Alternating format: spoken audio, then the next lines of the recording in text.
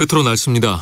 오늘은 전국이 흐리고 대부분 지역에서 가끔 비가 이어지겠습니다. 내일까지 예상 강수량은 강원 영동과 경북 동해안이 10에서 40mm, 충청과 남부지방, 제주도는 5에서 20mm입니다. 오늘 낮 최고 기온은 서울이 22도 등 전국이 18도에서 26도로 어제보다 조금 낮겠습니다.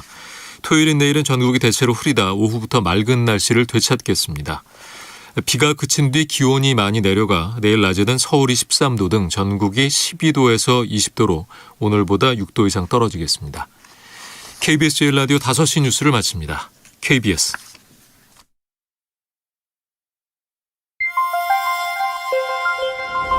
대한민국 중심 채널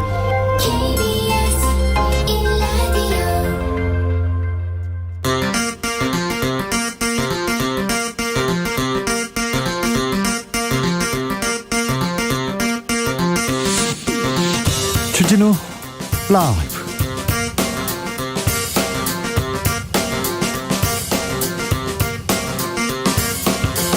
(2021년 10월 15일) 금요일입니다. 안녕하십니까, 주진우입니다.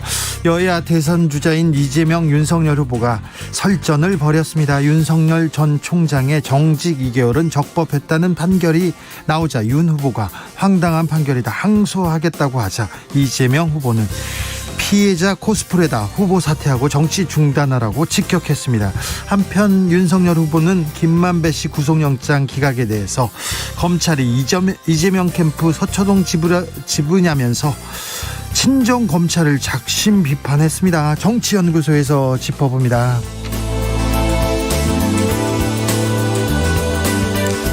문재인 대통령이 9월 유엔 총회 연설에서 한반도 종전선언을 제안했습니다.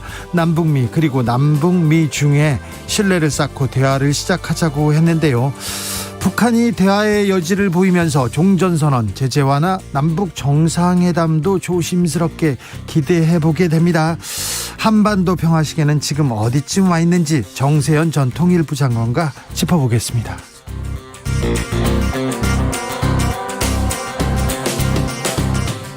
코로나의 긴 터널, 그 끝이 가까워지고 있습니다. 단계적 일상회복, 위드 코로나로 가는 길, 정부는 11월 초로 예상하고 있습니다. 앞으로 보름, 위드 코로나로 가는 마지막 준비 기간입니다. 이 징검다리 잘 넘어야, 조심해야 우리 건너갈 수 있습니다. 보건복지부 담당자에게 직접 뭘 준비해야 되는지 물어보겠습니다. 나비처럼 날아 벌처럼 쏜다. 여기는 주진우 라이브입니다.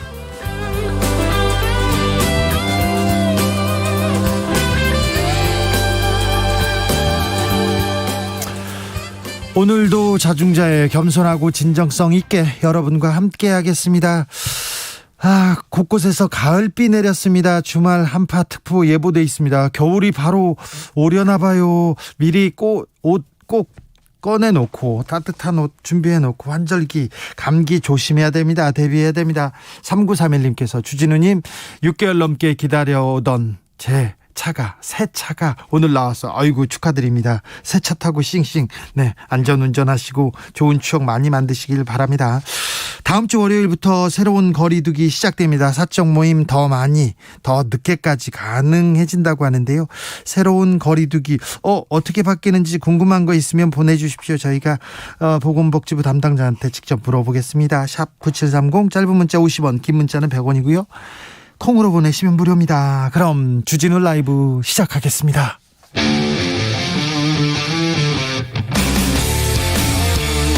탐사보도 외길 인생 20년. 주 기자가 제일 싫어하는 것은?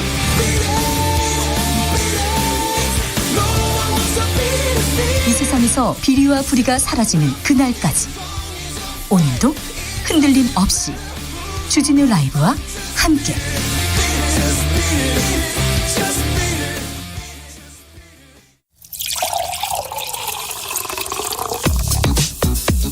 진짜 중요한 뉴스만 쭉 뽑아냈습니다. 주 라이브가 뽑은 오늘의 뉴스 주스.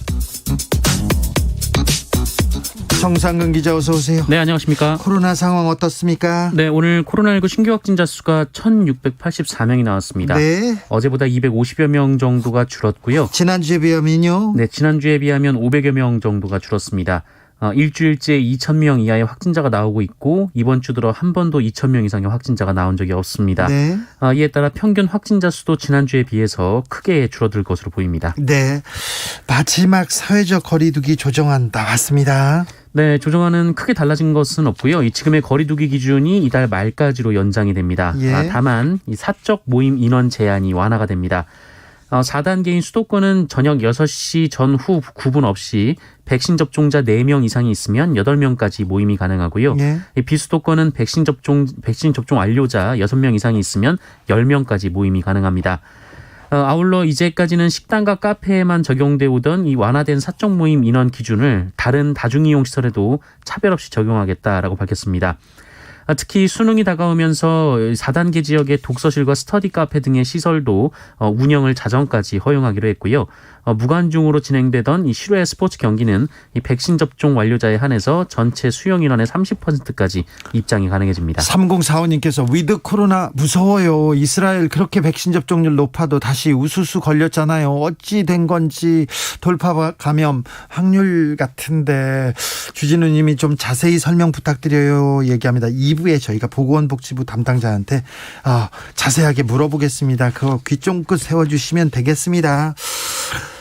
어제 주진우 라이브에서도 예상을 했었습니다. 화천대유 대주주 김만배 씨 구속영장 기각됐습니다. 네, 대장동 개발 특혜 의혹의 핵심 인물인 이 화천대유 대주주이자 이 머니투데이 부국장이었던 김만배 씨에 대한 구속영장이 기각이 됐습니다. 서울중앙지법 문성관 영장전담 부장 판사는 어젯밤 이 김만배 씨에 대해서 방어권을 보장할 필요성이 큰 반면 이 구속의 필요성이 충분히 소명됐다고 보기 어렵다라며 사유를 밝혔습니다. 네.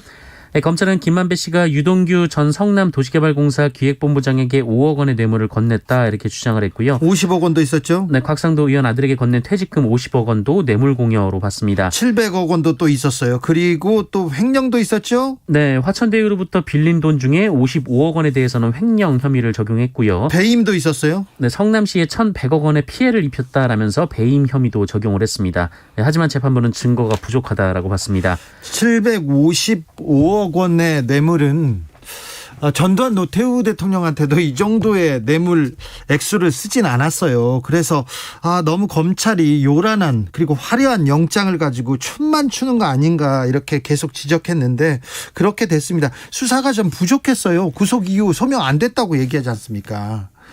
검찰이 왜 이렇게 수사가 좀 엉성했는지 부족했는지 이 부분 좀 잘 따져볼 필요가 있습니다. 여야 양쪽에서도 비판 쏟아지고 있습니다. 네, 국민의힘 허은하 대변인은 늑장 부실 수사로 일관하던 검찰은 대통령의 말 한마디에 부랴부랴 구속이라도 시켜서 면피를 하려다 망신을 자초했다라면서 특검을 해야 할 이유가 더 명확해졌다라고 주장했습니다. 그러면서 이번 구속영장 기각은 성남시청 압수수색과 이재명 후보 소환 조사를 생략한 결과다 이렇게 주장했습니다. 그런데 민주당에서도 검찰 수사에 불만이 제기가 됐는데요. 네? 민주당 이용빈 대변인은 핵심은 돈을 받은 자에 대한 수사라면서 검찰은 의혹의 중심에 선 인물들의 오락가락 말만 쫓는 수사로 카더라식 의혹만 키웠다라고 비판했습니다. 그러면서 곽상도 의원, 박영수 특검, 원유철 전 의원 등 이 돈이 오간 흐름에 대한 수사로 부패의 연결고리를 찾아야 한다라고 지적했습니다. 네, 검찰 하는 걸 보면요 비판받을 만합니다. 비판받아야 합니다. 검찰 좀 똑바로 좀 수사에 나서 주시길 바랍니다. 좀 제발 좀 똑바로요. 김호수 검찰총장 관련 의혹이 또 제기됐네요. 네, 김호수 검찰총장이 지난해부터 검찰총장으로 임명되기 직전까지 경기도 성남시의 고문 변호사로 활동했다. 이런 주장이 제기됐습니다. 그러면 몇 달 안 한 거죠? 네, 몇 달 하진 않았는데요. 이때 이제 성남시 고문 변호사로 일은 했다라고 하고요. 예. 이 성남시 고문 변호사가 총 12명인데 이들에게는 월 4-5건의 법률 자문을 하는 대신 월 30만 원을 지급하는 것으로 전해지고 있습니다. 네. 국민의힘은 이 검찰이 대장동 개발 사업 의혹 수사에 착수한 지 20일이 지나도록 성남시청 압수수색을 하지 않았던 이유가 이것 때문 아니냐 이렇게 주장을 하고 있습니다. 네. 알겠습니다. 이렇게 주장합니다. 검찰이 오늘 성남시 압수수색 했습니다. 네, 오늘 압수수색을 했습니다. 오늘 오전 9시부터 성남시청에 검사와 수사관 등 20여 명을 보내서 대장동 개발 사업과 관련된 부서에 이 필요한 자료를 확보 중에 있습니다. 한편 검찰은 이 유동규 전 성남도시개발공사 본부장의 지인 이 박모 씨가 유동규 씨의 이전 핸드폰을 보관하고 있다라는 사실을 확인하고 압수수색을 했는데요. 네. 그런데 경찰에서 본인들의 수사 정보를 가로챘다며 불만이 높다 이런 보도가 나오기도 했습니다. 김만배 씨의 영장이 기각되자 이제 성남시를 압수수색했다, 이 말은 좀 정치권에서는 이렇게 떠들고 있는데 이 말은 좀 다른 것이요. 오늘 아침에 압수수색을 나가려면 그 전날에 이미 수색 영장을 판사한테 받아야 됩니다. 그러니까 검찰이 준비해온 것으로 보고 좀 지켜보자고요, 수사를. 이재명 후보 이낙연 전 대표에게 전화를 했다고요? 네, 그제 더불어민주당 이재명 후보가 이낙연 전 대표와 통화를 했다라는 보도가 오늘 나왔습니다. 이낙연 전 대표가 승복을 선언한 직후에 통화가 이루어졌다라고 하고요. 이재명 후보가 감사의 뜻을 전했고 이낙연 전 대표는 축하 인사를 건넨 것으로 알려졌습니다. 이재명 후보는 오늘 민주당 의원총회에 참석을 했는데 그 이낙연 후보를 향해서 품격과 품넓음에 진심으로 감동했다라고 말하기도 했습니다.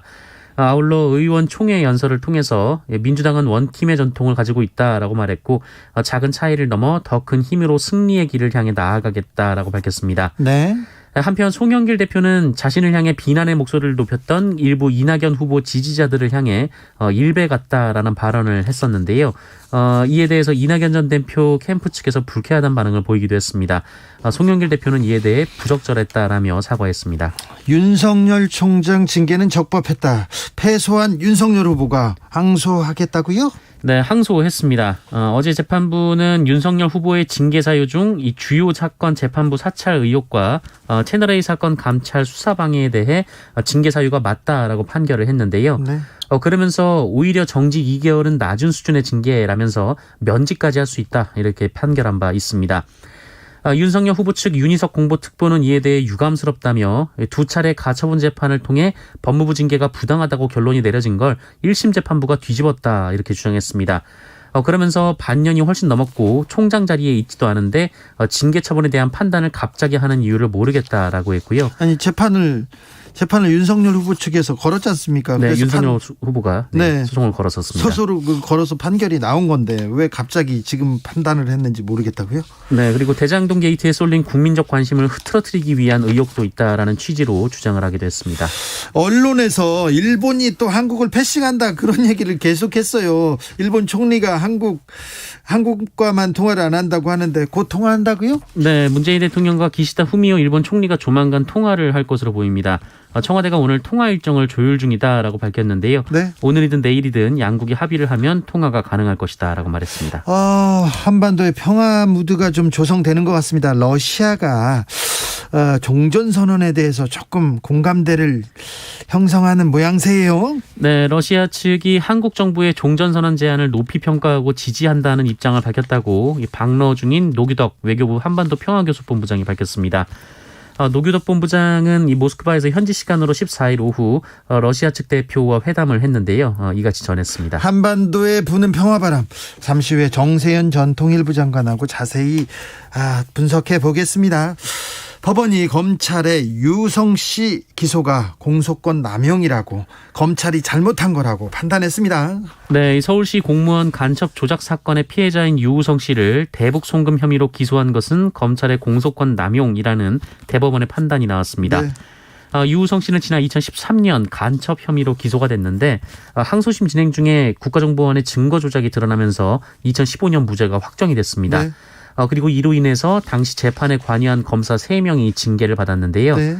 그런데 이 검찰에서는 이 검사들이 징계 선상에 오른 지 열흘도 안 돼서 유우성 씨를 추가 기소를 했었습니다. 다른 혐의를 또 씌웠죠. 네, 2005년부터 4년간 25억 원을 북한에 불법 송금했다라는 혐의였는데 그런데 해당 혐의는 이미 2010년 기소유예가 된 사안이었습니다. 네. 그래서 보복 기소 아니냐 이런 비판이 있었는데요. 하지만 1심에서는 유우성 씨에게 벌금 1,000만 원을 선고했습니다만 2심은 이 과거 기소유예 처분을 번복할 만한 이유가 없다라며 검찰의 기소를 기각했습니다. 그리고 대법원이 어제 원심을 확정하면서 이 판단은 검찰의 공소권 남용을 인정해 공소를 기각한 최초의 사안이다라고 설명했습니다. 최초의 사안입니다. 근데 그때 그 검사들 아직도 잘 계신 분이 있습니다. 네. 이두봉 인천지검장 그 이후에도 승승장구하고 이 정권에서도 승진해가지고 인천지검장에 계시네요. 이두봉 인천지검장. 네. 폭행 사건이 벌어졌어요. 그런데 그 자리에 경찰 간부가 있었다면서요. 그런데 아무런 조치도 않고 가버렸다면서요. 네, 이 지난 12일 오후 이 광주 동구의 모 술집에서 벌어진 일인데요.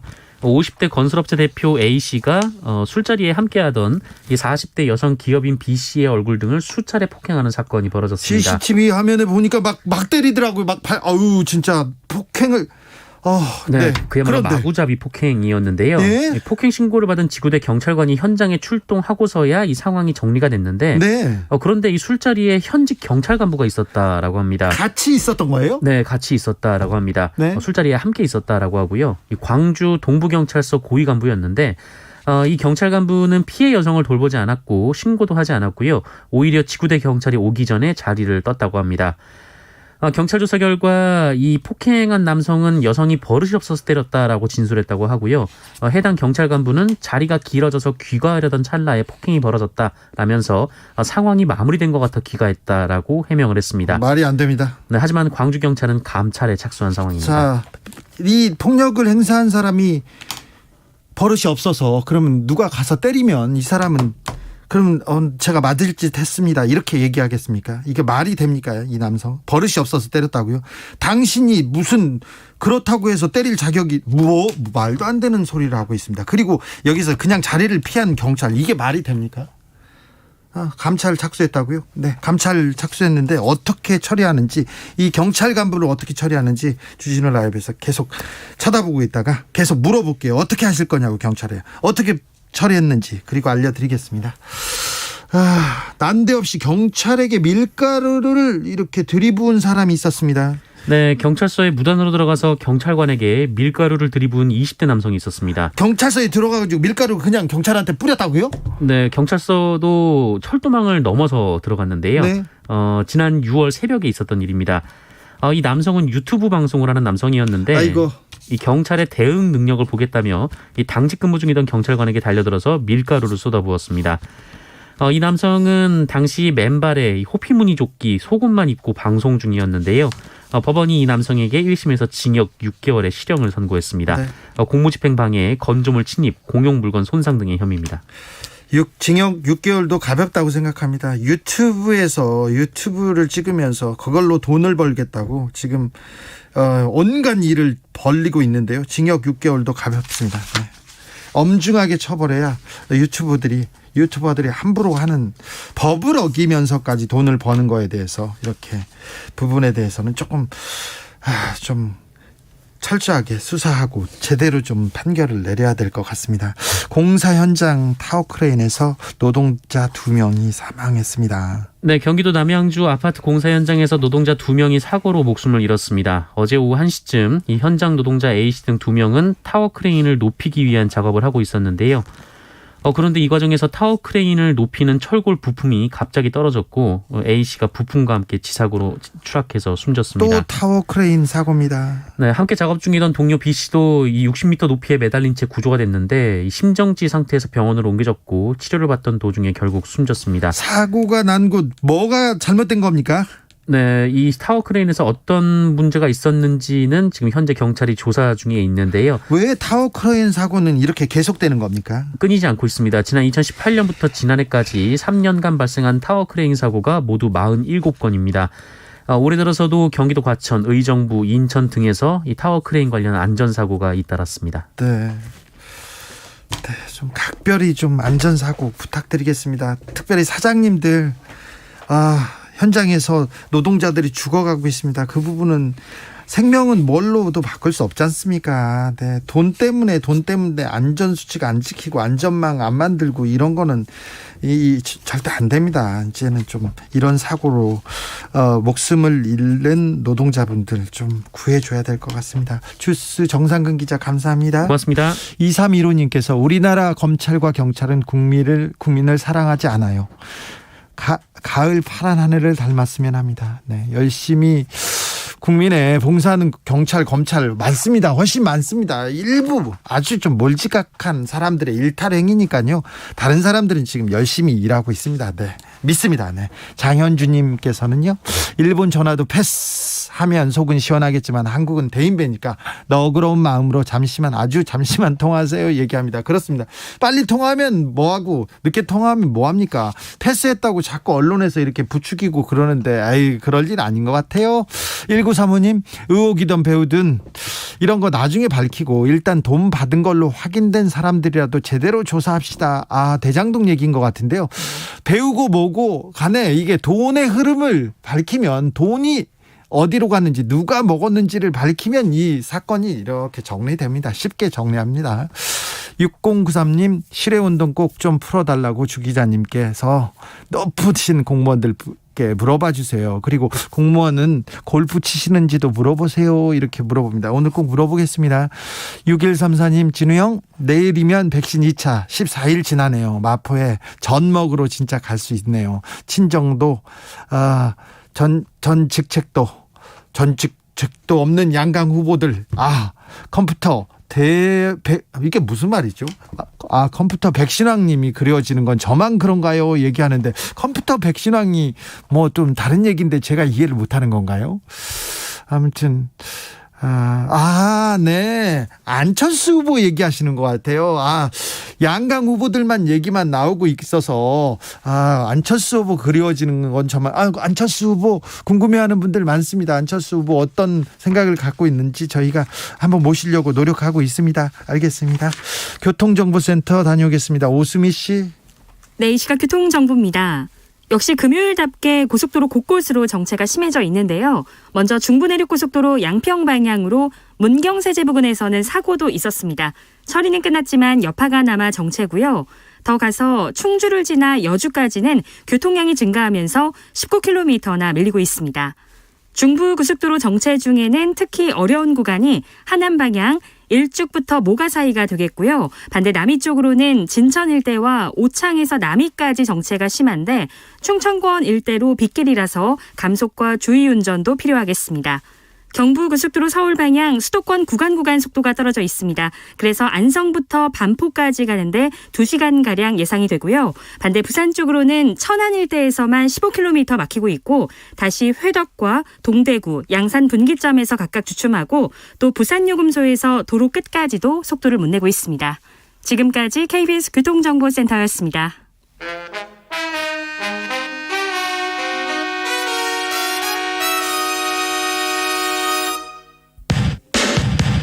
주진우 라이브 돌발 퀴즈. 오늘의 돌발 퀴즈는 객관식입니다. 문제를 잘 듣고 보기와 정답을 정확히 적어 보내주세요. 6일 후인 10월 21일 전남 고흥 나로우주센터에서 순수 우리 기술로 개발한 우주 발사체, 이것이 발사됩니다.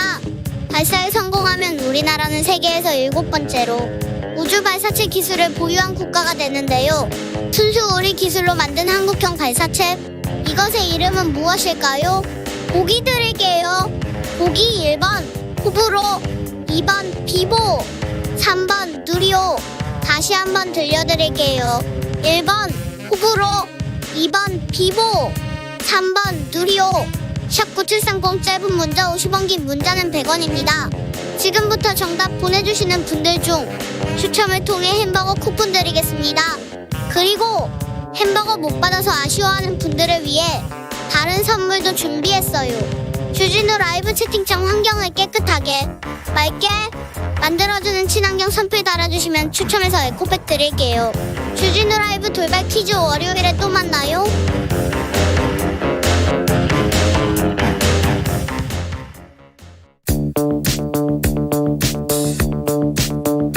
대한민국 정치의 새로운 100년을 준비한다. 21세기형 국회 싱크탱크 정치연구소 영앤영.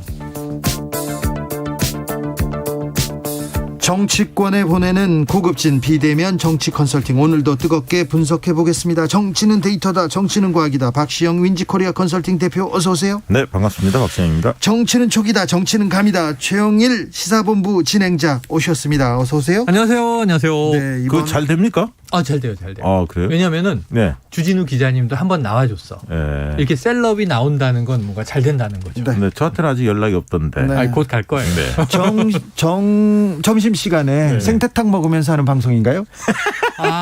무엇을 드시면서 들어도 좋습니다. 알겠습니다. 생태계를 파괴하고 있다고 아이고, 합니다. 아이고. 알겠습니다. 자, 이번 주에 이낙연 후보가 네. 축하를 전하면서 이재명 후보가 이렇게 지금 후보로 처음 발걸음을 움직이고 있습니다. 네. 민주당 원팀으로 가는 길, 이게 순탄할지도 좀 볼 거고요. 그다음에 국민의힘은 4인으로 압축된 토론회 지금 갑자기 뜨거워지기도 했습니다. 네. 자, 네. 이번 주 뜨겁습니다. 네. 뜨겁죠. 왜냐하면 이번 주에 여론조사 결과들이 일제히 발표가 됐는데 네네. 뭐 공중파들도 많이 했고요. 여러 곳에서 발표를 했는데 대개는 이번 주에 했던 게 수요일 날 이낙연 후보의 승복선언, 수용선언이 있었지 않습니까? 그렇죠. 오후 늦게 있었거든요. 맞아요. 때문에 수요일까지의 월화수 이렇게 조사했던 곳은 이낙연 승복, 수용 그 효과가 반영이 안 된 결과입니다. 컨벤션 그랬겠죠. 효과를 보지 못하고 있어요. 그렇습니다. 네. 그러니까 그런 것들을 좀 감안해서 해석할 필요가 있다. 그래서 이제 어제 그제 뭐 발표됐던 오늘 발표됐던 조사 결과는 되게 이제 그 부분은 반영이 안 됐고 이제 결선 투표 관련해서 이낙연 후보 측의 문제지가 굉장히 세게 있었고 또 마지막 슈퍼위크에서 굉장히 충격적인 결과가 나왔기 때문에 이재명 지사로서는 최악의 상황에서 맞이한 여론조사 결과들이다. 그렇죠. 이 점은 분명히 우리가 알아야 할 필요는 그럼 다음 있고요. 주에는 조금 반등하겠네요? 지금보다는 그러니까 그게 대폭은 아닐 것 같지만 지금보다는 소폭 반등할 가능성이 저는 있다고 봅니다. 저는 다다음 주 이후에 컨벤션 효과를 찾아와야 되죠. 이재명 후보가. 왜냐하면 10월 10일 날 누려야 되는데 못 누렸어요. 왜냐하면 이게 컨벤션 효과는 패자가 멋있게 승복할 때 시너지가 나는 건데 네. 승복 없네? 그냥 집에 가셨네? 그러니까 다 다음 날 조간의 헤드라인은 사실상 불복 이렇게 나와버렸단 말이에요. 이게 사흘 같죠. 불복이란 시끄럽게. 단어가 사흘 같습니다. 네, 사흘 같습니다. 그러다 이제 어제서야 이제 SNS 글이 인용되면서 승복. 네. 자, 축하드린다. 그리고 당무위 결정 존중한다. 그래서 이제 그 결과를 수용한다. 이재명 이 후보가 잘해달라. 나도 노력하겠다. 이렇게 이제 정리가 네. 이건 완벽한 승복의 메시지인데 네. 문제는 이제 계속 태도들을 보는 거죠. 그렇죠. 언제 손을 네. 잡고 나올 것이냐. 필연 그리고 캠프에 또 참여했던 이 쓴소리했던 의원들과 네. 근데 어제 서른 의원하고 이재명 후보가 웃으면서 악수하고 풀었잖아요. 오늘 이제 또 포옹도 했습니다. 오늘 또 보고도 하고. 의원총회에서. 자, 그래서 이제 제가 바라기는 오는 주말 정도에 좀 빠르게 다음 주에는 이제 국정감사 나가야 되잖아요. 네. 수감. 네. 그리고 또 이제 문재인 대통령과도 면담을 신청했잖아요. 다음 주에 이루어질 것 같습니다. 그리고 그 시점에 또 사퇴, 예비 후보 등록 이런 게 있다 보니까 이번 주말 정도에 막걸리 회동하면 참 좋겠는데 그렇죠. 약간 시간이 필요한 것 시간이 같아요. 약간 필요한데 통화를 했는데 음. 국감 후에 만나기로 약조하였다. 이 정도예요. 그러니까 컨벤션 효과를 그때 만들어내야 되는데 두 단계. 하나는 국감에서 야당의 총공세를 이재명 지사가 어떻게 막아내느냐. 네, 중요한 포인트입니다. 상처가 나느냐 받아쳐서 제압을 하느냐 이거 하나 중요하고요. 네. 거기에 플러스해서 이제 이재명 후보가 이낙연 후보와 화학적 결합을 할 수 있는 막걸리 만남의 장. 이게 그러니까 컨벤션 효과가 그때부터 올 것 같아요. 네, 뭐 맞는 말씀인데 지금 이제 그동안에 격한 말들이 사실 오고 갔어요. 네. 서른 선대위 본부장 이낙연 후보 측에 굉장히 이제 선봉에 섰었죠. 그렇죠. 근데 이제 어쨌든 포옹을 하고 앙금을 좀 털자 이런 제스처를 먼저 이재명 지사 좀 표했고요. 그다음에 이제 최근에 이낙연 후보 지지층들이 열이 가장 많이 받았던 대목은 뭐냐면 이재명 지사 쪽보다는 오히려 송영길 대표가 일배라는 발언을 해서 그게 또 감정을 많이 건드렸거든요. 그런데 저는 사실 여야 모든 후보에 극렬하게 지지하는 분들의 언사가 되게 좀 심할 때가 있어요. 치열하죠. 예. 거기에 상처받았다는 분들 많아요. 그거는 솔직히 보면 네. 이재명 이낙연 후보의 극렬 지지층 거의 비슷할 겁니다. 사실은. 그러나 지금은 어쨌든 승자가 네. 좀 더 포용력 있는 모습을 보여주는 게 자연스러운 수순이고요. 네네. 그런 측면에서 송영길 대표도 오늘 사과를 잘 한 거죠. 잘했죠. 당에서 어쨌든 중심을 잡아줘야 하는데 너무 특정 후보 쪽을 손들어주는 거 아니냐 이런 의구심이 있었던 게 사실 아닙니까? 그런 부분에 털고 갈 필요가 있고 이낙연 후보하고는 막걸리 회동 빨리 하는 게 좋습니다. 네. 이재명 맞아요. 후보가. 맞아요. 그리고 국감 잘 치르고 대통령 면담하고. 면담하고 그다음에 선대위 구성을 해서 상임위원장으로 이낙연 후보도 모시고 네. 뭐 이해찬 전 대표라든가 이런 분들도 모시고 이렇게 용광로 선대위를 구성하는 것이 과제겠죠. 그렇죠. 이제 그렇게 됐을 때 될 것 같은데 저는 승복 선언에서는 굉장히 문장이 절제된 표현들이 나와서 역시 이낙연답다 이런 평가들이 이루어졌는데 이제 그 해단식에서 인터뷰할 때는 좀 직접 얘기할 격한 때는. 섭섭한 마음들이 표출이 그렇죠. 됐어요. 그거는 네. 이재명 후보 측만을 상대로 한 것 같지는 않고 송영길 대표 또 추미애 후보 여러 상대를 그 대상으로 했는데 사실 네거티브 부분에서 이낙연 후보 측도 굉장히 심하게 한 건 사실이거든. 그럼에도 불구하고 어쨌든 이낙연 후보로서는 한번 하고 싶은 얘기를 지지자들을 대변해주는 지지자들의 정서를 좀 다독이는 그렇죠. 그런 측면에서 그렇게 세게 또 해단식은 할 수밖에 없다. 이렇게 이해하고 넘어가는 것이 원팀으로 가는 현명한 그렇죠. 방안이다. 라오님께서 감정이 풀릴 때까지 승자가 포용해줘야죠. 이렇게 얘기합니다. 강다솔님께서 황교안 후보도 불복했던데 이건 수치듯 지나갔군요. 안 지나갔어요. 황교안 후보가 부정 경선이다. 맞아요, 지금 맞아요. 소송하겠다 나왔습니다. 아니, 그런데 사위에 들어야 그게 이슈가 되는데. 근데 전 속상해요. 왜 황교안 전 자유한국당 대표가 지금 준엄하게 지금 꾸짖고 있는데 왜 그 부분은 지금 안 다뤄주는 그 거죠? 당시에 삭발도 하셨었고 얼마나 또 이제 장애 투쟁을 활발하게 하셨습니까? 근데 이 황교안 이 전 대표 지금 미래통합당이었던 거잖아요. 그 시절에 이제 4.15 총선에서 대패를 한 거고 그 4.15 총선 전에 지금 김웅 의원 후보자 이 후보자가 지금 이제 고발 사주 의혹의 핵심에 서 있지 않습니까? 예. 통화 녹취 나오고 이런 상황들에 대한 이 커멘트도 해야 돼요. 네네네. 황 전 대표가 네. 자기의 책임 영역 안에 있어요. 네, 네. 아니 그런데 그런 얘기는 안 하고요. 그러니까 자기 쪽에서 벌어졌던 일에 대한 의혹은 얘기 안 하고 지금 본인이 졌으면 저는 이제 지난번 그 경선 과정에서 2차 컷오프 나오기 전에 네. 정말 황교안 후보가 치열한 게 지난해 4.15 총선은 부정이었기 때문에 나는 어쩔 수 없이 패배한 것이다. 예. 종로에서 본인의 패배도 그렇고 네. 전체적인 의석 패배도 그렇고 이걸 가지고 명예회복을 노리는 전략이라면 이건 너무 얄팍하다.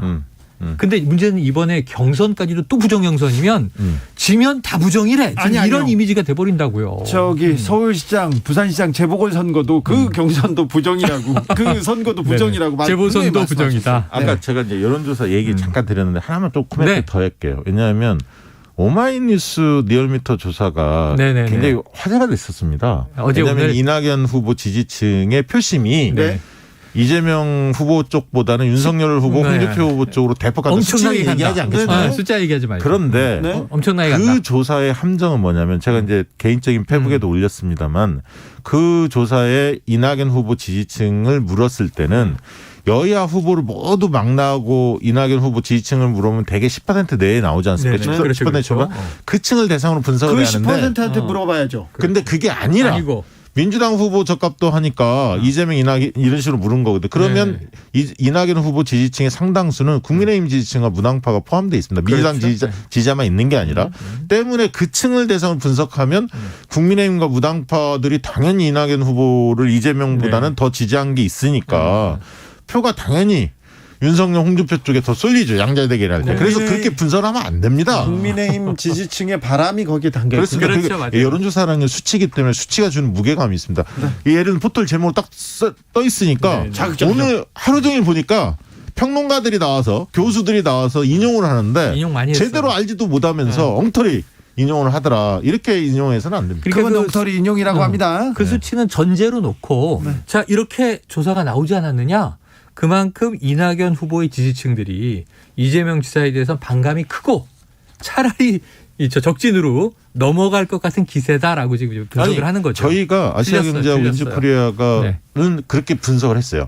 이낙연 후보를 다자대결 여야 후보 막나에서 지지도를 그 조사를 하고 이낙연 후보 지지층이 어떻게 그 표심이 이동하는지 양자 대결에서 실증적인 자료가 있습니다. 그래서 그걸 살펴보시면 물론 이재명 후보한테 가는 표가 제한적이라는 건 바로 드러나요. 그렇지만 그렇다고 윤석열, 홍준표한테 다 가는 건 아니다. 이 분석과 함께 이재명 후보의 본선 경쟁력 약하다, 위험하다 이렇게 분석하면서 또 하나 근거로 두는 것이 네네. 3차 선거인단 투표. 바로 그거예요. 그거입니다. 이게 저는 민주당 안에서 보면 이 사단이 오래 가고 있는 그냥 민주당의 관점이에요. 주관적으로. 예. 만악의 근원이 그거예요.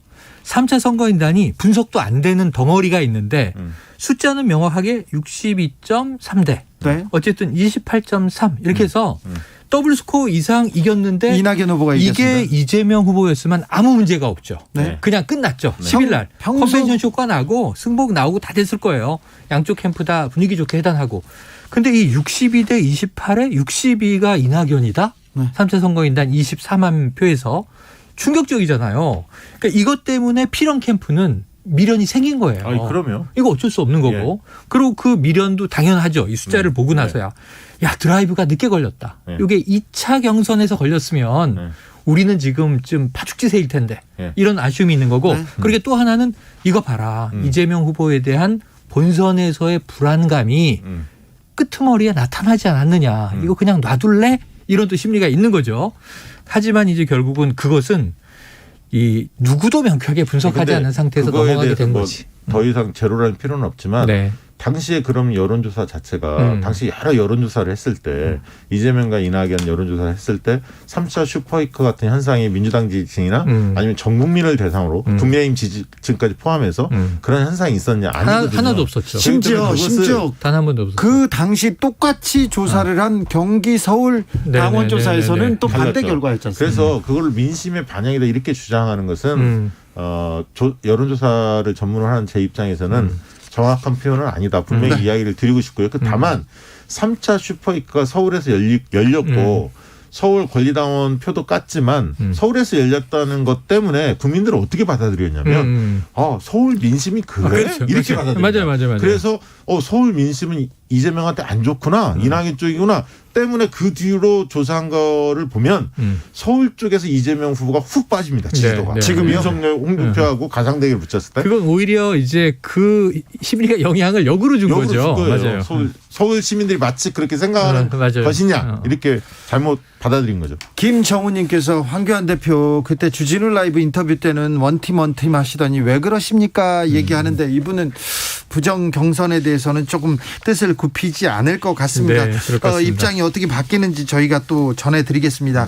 자, 대선으로 가는 길 변수는 또 뭘까 이렇게 또 물어보겠습니다. 윤석열 후보, 윤석열 전 검찰총장 시절에 정직 2개월 처분 징계. 적법하다는 법원의 판결이 나왔습니다. 이 판결은 조금 대선 가도에 영향을 미칠까요?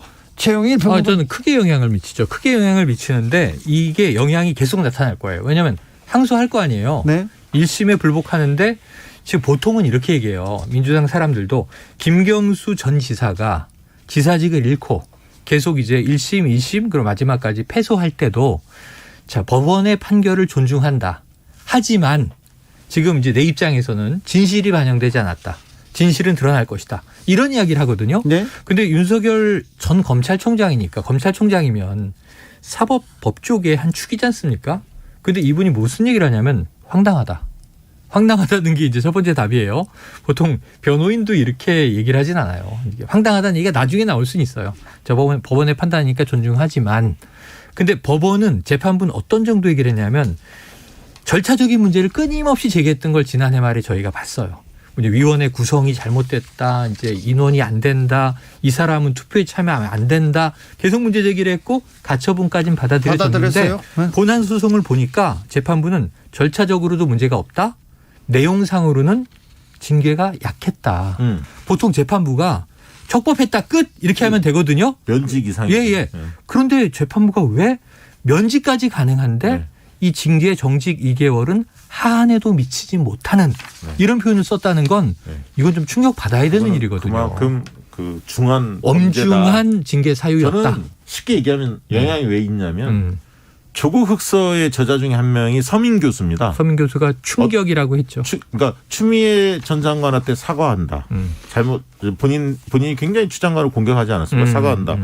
윤석열 열렬히 옹호했는데 지지하지 못할 것 같다. 이런 어떤 뉘앙스로 SNS 글을 올렸죠. 또 얘기 지지는 한다고 또 다시 또 얘기를 또 바뀌었습니까? 얘기는 했어요. 저는 그런데. 제가 볼 때는 명분이 별로 없을 것 같아요. 과거의 조국 그 장관 문제 관련해서 그리고 흔히 말하는 추미애 윤석열 갈등 국면 항명 사태가 사실은 본질인데 지금 보면 항명 사태가 본질로 드러난 겁니다. 이건 단순히 추미애 윤석열 갈등이 아니라 항명 사태였구나라고 확인해 준 거고 그런 측면에서 윤석열 후보가 대선을 뛸 수 있는 명분 중에 가장 큰 축이 무너졌다. 공정과 상식이죠. 저는 이게. 오늘 저녁에 홍준표 후보와의 1대1 토론 네. 기대됩니다. 자, 기대해 보겠습니다. 원래 혼쭐을 내주겠다 이렇게 뭐 얘기를 했어요. 윤석열 후보 측에서는 수사와 재판은 오로지 법률과 증거에 따라 처리돼야 하면서 정치적 편향성이나 예단의 판단의 논거가 되지 않았는지 크게 우려한다. 이렇게 그런데 이분은 왜 입장. 사과할 거는 사과를 안 하죠? 아니 사과는 단 한 번도 없었어요. 정말. 감이나 어떤 배를 건에 좋아하나요? 대해서도. 그런 것 같습니다. 사과는 안 좋아하는 것 사과는 같아요. 싫어하는 것 같습니다. 자, 그러면요.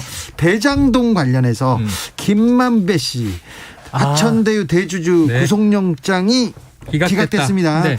그러자 윤석열 후보가 친정 검찰에 대해서 이재명 캠프 서초동 지부냐 이러면서 그냥 네네. 강한 발언을 쏟아냈습니다. 근데 이거는 전임 수장으로서 자신이 몸담았던 조직을 나온 지가 얼마 되지 않아서 한 4달 5달 예, 됐나요? 우리가 흔히 쓰는 표현 잉크도 마르기 전에 이렇게 야단을 치면 안 됩니다. 왜냐하면 본인이 검찰총장 재직 때 벌어졌던 일들의 연장선상이에요. 지금 대장동은 왜 문제냐면 어제 김만배 씨의 기각은 법원에서 자 이게 뭐 구속 정도 해야 될 사유인지가 소명되지 않았다. 아직 수사가 덜 네. 됐다 이런 네, 얘기죠. 수사가 부실했다. 네. 그리고 여기에는 뭐 이 저 방어권도 보장해줘야 된다. 왜냐하면 녹취록을 그냥 틀려고 해버렸다는 거 아닙니까? 그러니까 변호인단은 우리한테 들려주기로 해놓고 2차 소환 때 오면 들려주겠다고 해놓고는 구속영장을 치더니 그거를 법정에서 틉니까? 하고 문제 제기를 하니까 판사는 자, 그 녹취록으로 주시고 틀지 마세요. 이렇게 제지한 거고 핵심적인 문제는 이거예요. 자, 유동규 전 본부장이 5억 원을 김만배로부터 받은 게 문제인데 자, 1억은 현금으로 갖고 4억은 수표로 갔다. 이런 매우 그럴듯해 들리잖아요. 그랬는데 영장에는 현금 5억이다. 바뀌었어요. 예, 4억 수표는 어디 갔느냐? 따라가 보니까 그건 남욱 변호사의 사무실에 있더라는 거예요.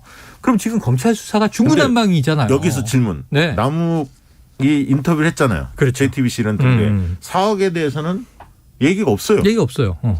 왜 안 할까요? 근데 그들 간에는 정영학 회계사, 남욱 변호사, 이 김만배 최대 주주 혹은 여기 플러스 뭐 유동규 전 본부장까지 해서 키맨이라고 불리는 사람끼리는 지금 수백억 원대가 얽히고 설켜서 여기서 나온 얘기가 자 50억 덩어리를 주기로 한 사람이 7명이다.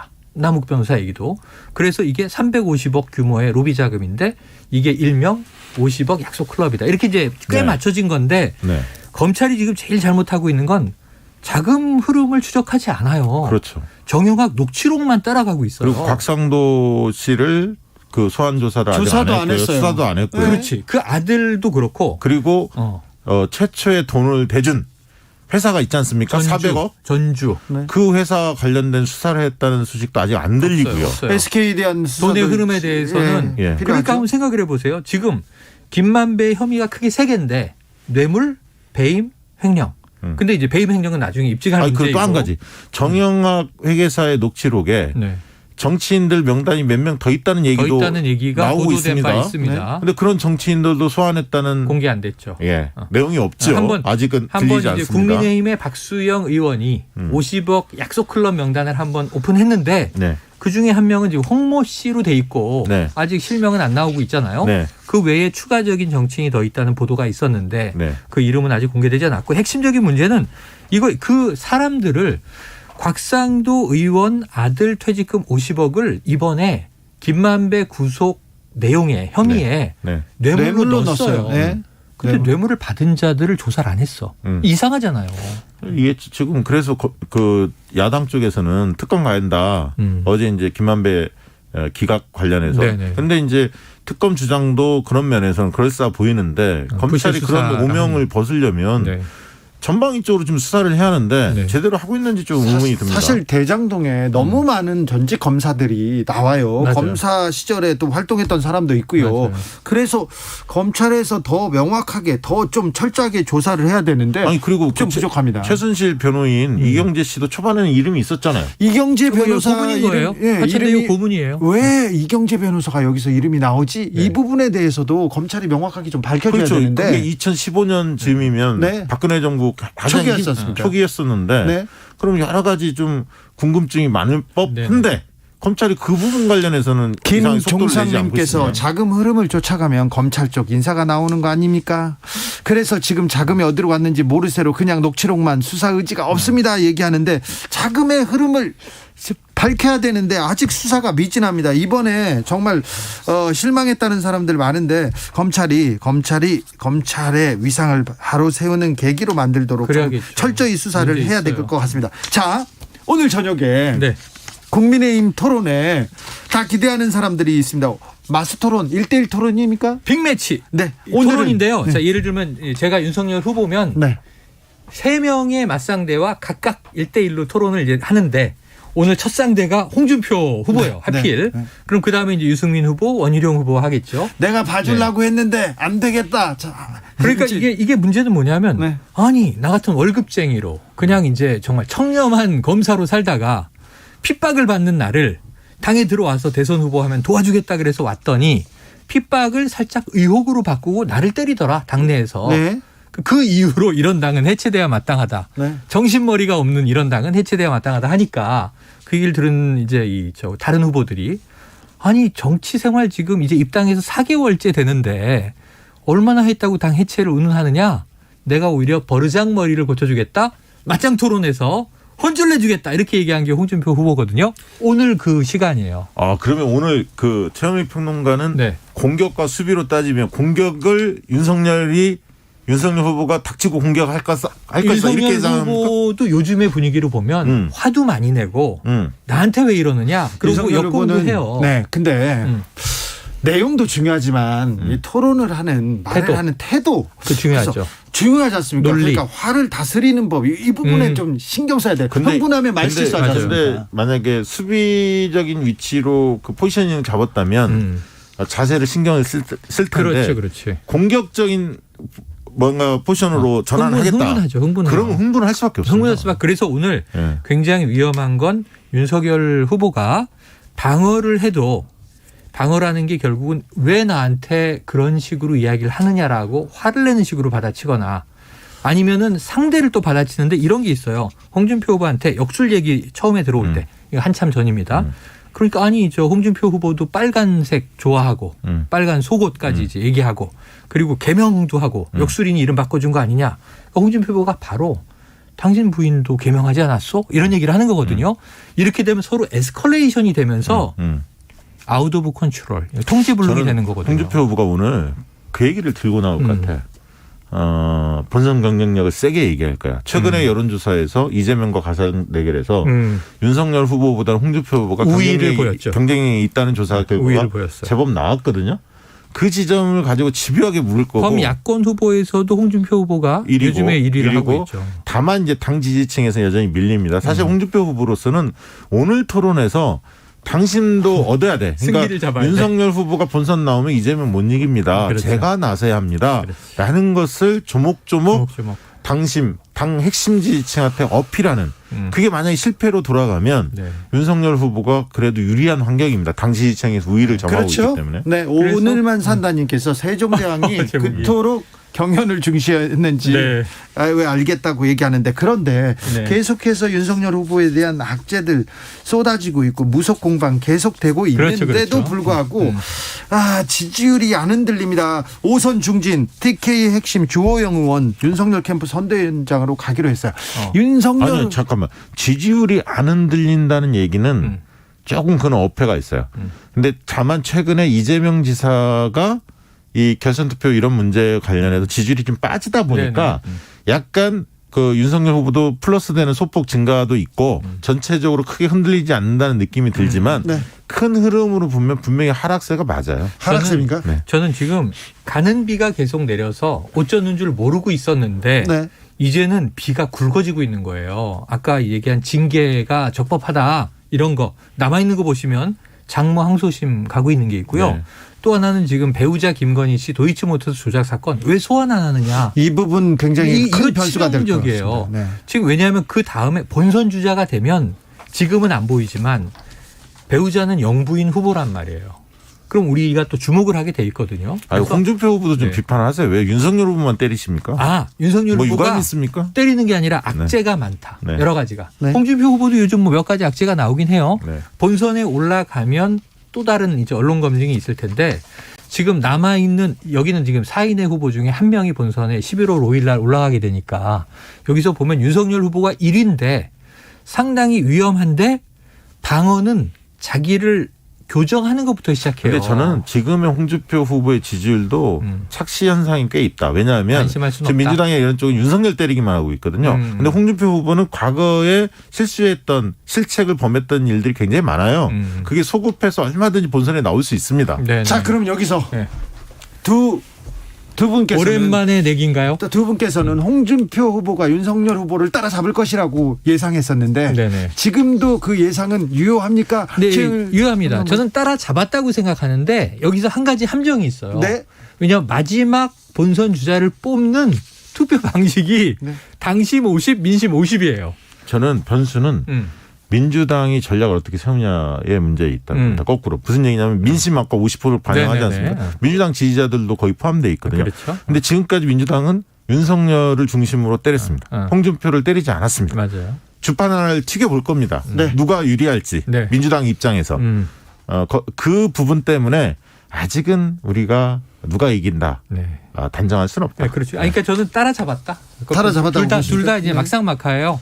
다만 당심 50%가 윤 후보에게 좀 유리할 것 같아요. 마지막 타이밍에. 근데 우리 박 대표님 얘기로 보면은 민주당 입장에서는 어느 후보가 본선에서 상대하기 쉽겠는가. 지금 고민할 겁니다. 이걸 전략적으로 고민하고 있을 거라는 네, 거죠. 알겠습니다. 8891님 홍준표 후보보다는 유승민 후보가 훨 날카롭던데요.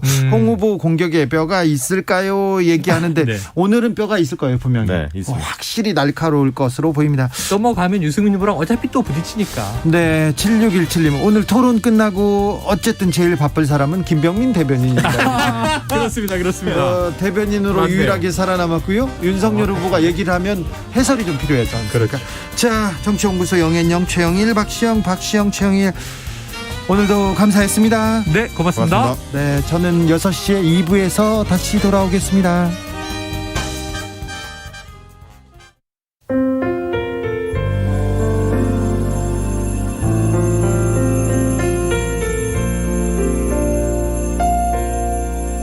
KBS 라디오 연중기획 희망충전 대한민국 451번째 이야기.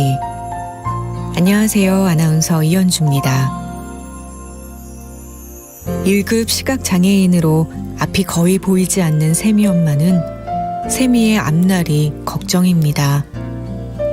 미숙아로 태어나서 중증 지적장애 진단을 받은 세미는 16살이 된 지금까지 혼자서 제대로 일상을 보낸 적이 없습니다. 신경 섬유종증이 심해지면서 근육이 쇠약해지고 청력도 희미해지고 있는 상황인데요. 학교에서 심한 따돌림을 당해 학교폭력위원회가 열렸지만 인지 능력이 부족한 세미는 아픔을 아픔이라고 말하지도 인지하지도 못했습니다. 엄마의 소원은 그저 세미가 아플 때 아프다고 말할 수 있었으면 하는 건데요. 평범한 일상의 기적을 꿈꾸는 세미와 엄마에게 포기하지 않으면 반드시 희망이 찾아온다는 걸 여러분이 보여주세요. 여러분의 따뜻한 손길이 희망의 빛이 됩니다. ARS 060-700-1580 060-700-1580 한 통화 3,000원으로 희망을 선물해 주세요. KBS 라디오 연중기획 희망충전 대한민국은 초록우산 어린이재단, 인탑스 주식회사 그리고 청취자 여러분과 함께합니다. ARS 060-700-1580 한 통화 3,000원입니다.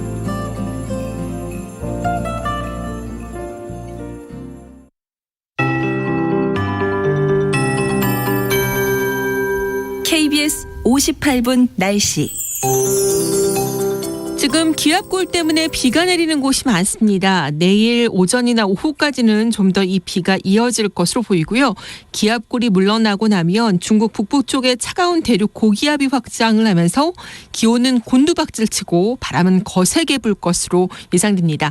추위와 강풍 때문에 피해까지 우려되는 상황이기 때문에 미리미리 대비를 하시는 것이 좋겠습니다. 오늘 밤 강원 영동 지방, 충청권 남부, 제주도 지방을 중심으로 비가 내리겠습니다. 대부분 내일 오전 중에 비가 그치겠지만 경상권 동부나 제주도 지방은 내일 오후까지도 비가 좀 더 이어지겠고요. 한편 오늘 밤에는 경기 남부 지역을 중심으로 내일 새벽부터 아침 사이는 서울까지 빗방울이 조금 떨어질 것으로 예상이 됩니다. 오후부터는 구름이 걷히면서 점차 맑아지는 대신 기온은 큰 폭으로 떨어지겠습니다. 내일 낮 최고 기온은 서울 12도 정도로 오늘보다 9도가량 낮은 기온이 예상되고요. 모레 일요일 아침 파주와 철원은 영하 3도, 서울도 영상 1도 안팎까지 떨어지면서 초겨울 추위를 보일 것으로 예상됩니다. 월요일까지는 평년 기온에 크게 밑돈다는 점 염두에 두시는 것이 좋겠습니다. 오늘 밤 서해 5도 지역을 시작으로 내일과 모레 서해안과 제주도 지방에 바람이 아주 강하게 불겠습니다. 지금 서울 기온은 20.2도입니다. 윤지수입니다.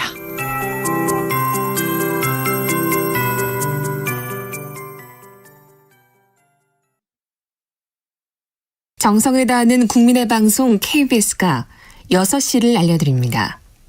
AM 711kHz, FM 97.3MHz, KBS 1라디오입니다. HLKA.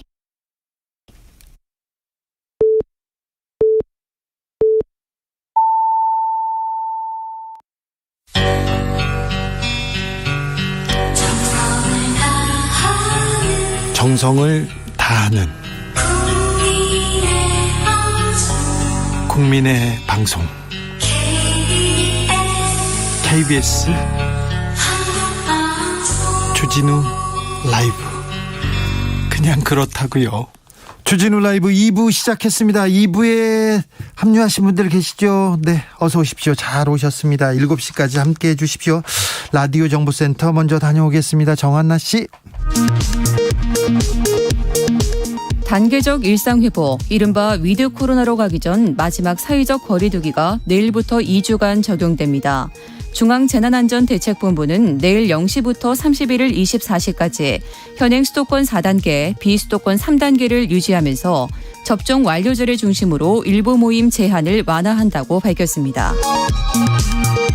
문재인 대통령과 부인 김정숙 여사는 오늘 오전 국립중앙의료원에 마련된 코로나19 중앙예방접종센터를 방문해 백신 추가 접종을 받았습니다. 제25대 KBS 사장 후보자 비전 발표회와 최종 면접 대상자로 임병걸 KBS 부사장, 김희철 KBS 비즈니스 사장, 서재석 전 KBS 이사 등 3명이 선정됐습니다. 5.18 민주화운동 진상규명조사위원회 송선태 위원장은 오늘 그간 진상조사에서 발포 명령과 관련해 중요 진전이 있었다며 사망자 숫자도 근본적 수정이 불가피하다고 밝혔습니다. 코스피가 종가 기준으로 7거래일 만에 3,000선을 되찾는 등 오늘 국내 금융시장은 안정세를 보였습니다. 지금까지 정보센터 뉴스였습니다.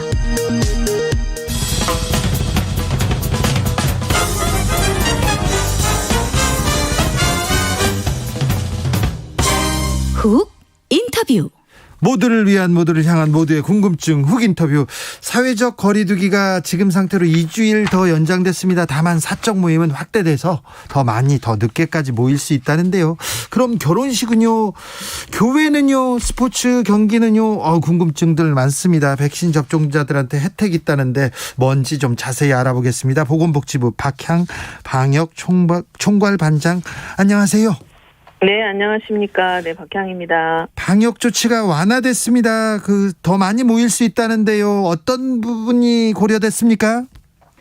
네, 이번에는 이제 접종 완료자 중심으로 좀 죄송합니다. 네. 방역 조치를 좀 조정했는데요. 네. 저희 이제 11월 초부터는 이제 단계적 일상회복으로 간다라는 국민적 기대가 많잖아요. 네. 그래서 이제 저희들이 이제 그 단계적 일상회복 중으로 넘어가기 위한 어떤 준비 기간으로서 네. 이제 접종 완료자 중심으로 이제 방역 조치를 조정하는 그런 거에 좀 중점을 뒀고요. 네.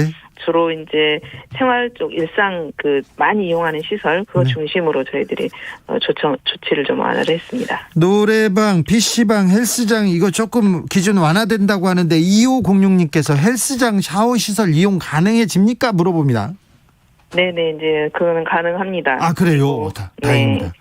다행입니다. 그럼 어떻게 달라집니까? 이제 3단계 이제 단계 지역별로 좀 차이가 있습니다. 그래서 이제 3단계에서는 식당 카페가 22시에서 24시로 영업이 늘어나는데요. 네.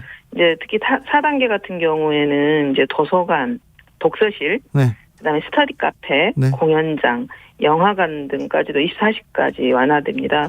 뭐 방문 판매 홍보관 같은 것도 열리고요. 네. 그래서 이제 또 수능도 곧 있고 그래서 이제 학생들 또 공부하는 거라든지 또 위험 시설이 낮은 지역에 대해서는 이제 독서실이라든지 스터디 카페까지도 4단계 지역이다 하더라도 24시까지로 완화시켜 드렸습니다. 서울 수도권은 4단계죠? 네. 그럼 10시까지 영업 제한 계속 유지되는 거죠? 네. 식당 카페는 10시까지입니다. 네, 알겠습니다. 종교 시설, 결혼식은 어떻게 됩니까? 이제 결혼식 같은 경우 3, 4단계에서는요. 네. 식사를 제공을 하느냐하고 상관없이 최대 250명입니다. 네. 쉽게 이해하자면 그 이전에는 49명이었잖아요. 네. 근데 만약에 접종 완료자를 추가한다면 최대로 200명, 250명까지 더 추가를 더 할 수 있습니다. 그래서 250명까지 가는 거고요. 네. 뭐 또 식사를 제공하지 않은 경우에는 기존 99명에다가 접종 완료자 최대 100명까지 할 수도 있다는 거죠. 네. 그리고 이제 종교시설. 네, 종교시설은요? 궁금하시죠? 네. 네. 종교시설 같은 경우 4단계에서는 수용인원, 전체 수용인원 최대 이제 10%로 해가지고 99명에 대한 상한은 해제가 됐어요. 예. 근데 이제 만약에 접종 완료자라만 구성한다면 20%까지 늘려도 되고요. 3단계인 경우에는 전체 수용인원의 20% 또는 이제 접종 완료자가 이제 구성이 되면 거기는 30%까지 늘어납니다. 알겠습니다. 4차 유행의 정점은 지났다고 봐야 할까요? 지금 2,000명 밑으로 계속 지금 확진자가 나오는데 지금 확진자 추세 어떻게 보고 계십니까?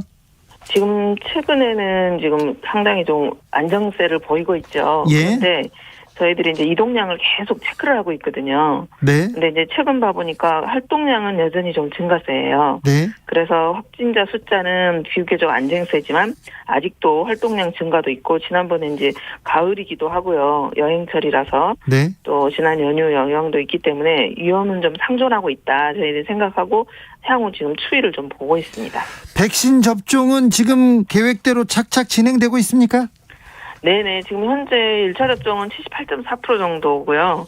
2차까지 또는 이제 뭐 얀센까지 마친 사람 62.5%입니다. 네. 그래서 이제 한 이달 마지막 주 초쯤 아니면 뭐 지금 또 예약 잔여 백신이라든지 뭐 2차 접종 변경도 있고 또 이제 일부 아무 때나 이제 지금 가서 맞을 수 있기 때문에 그보다도 좀 더 당겨질 수도 있지 않을까 한번 기대는 하고 있습니다. 지금 18세 이상은 빨리 맞고 싶다 하면은 이렇게 가서 맞을 수 있는 거죠?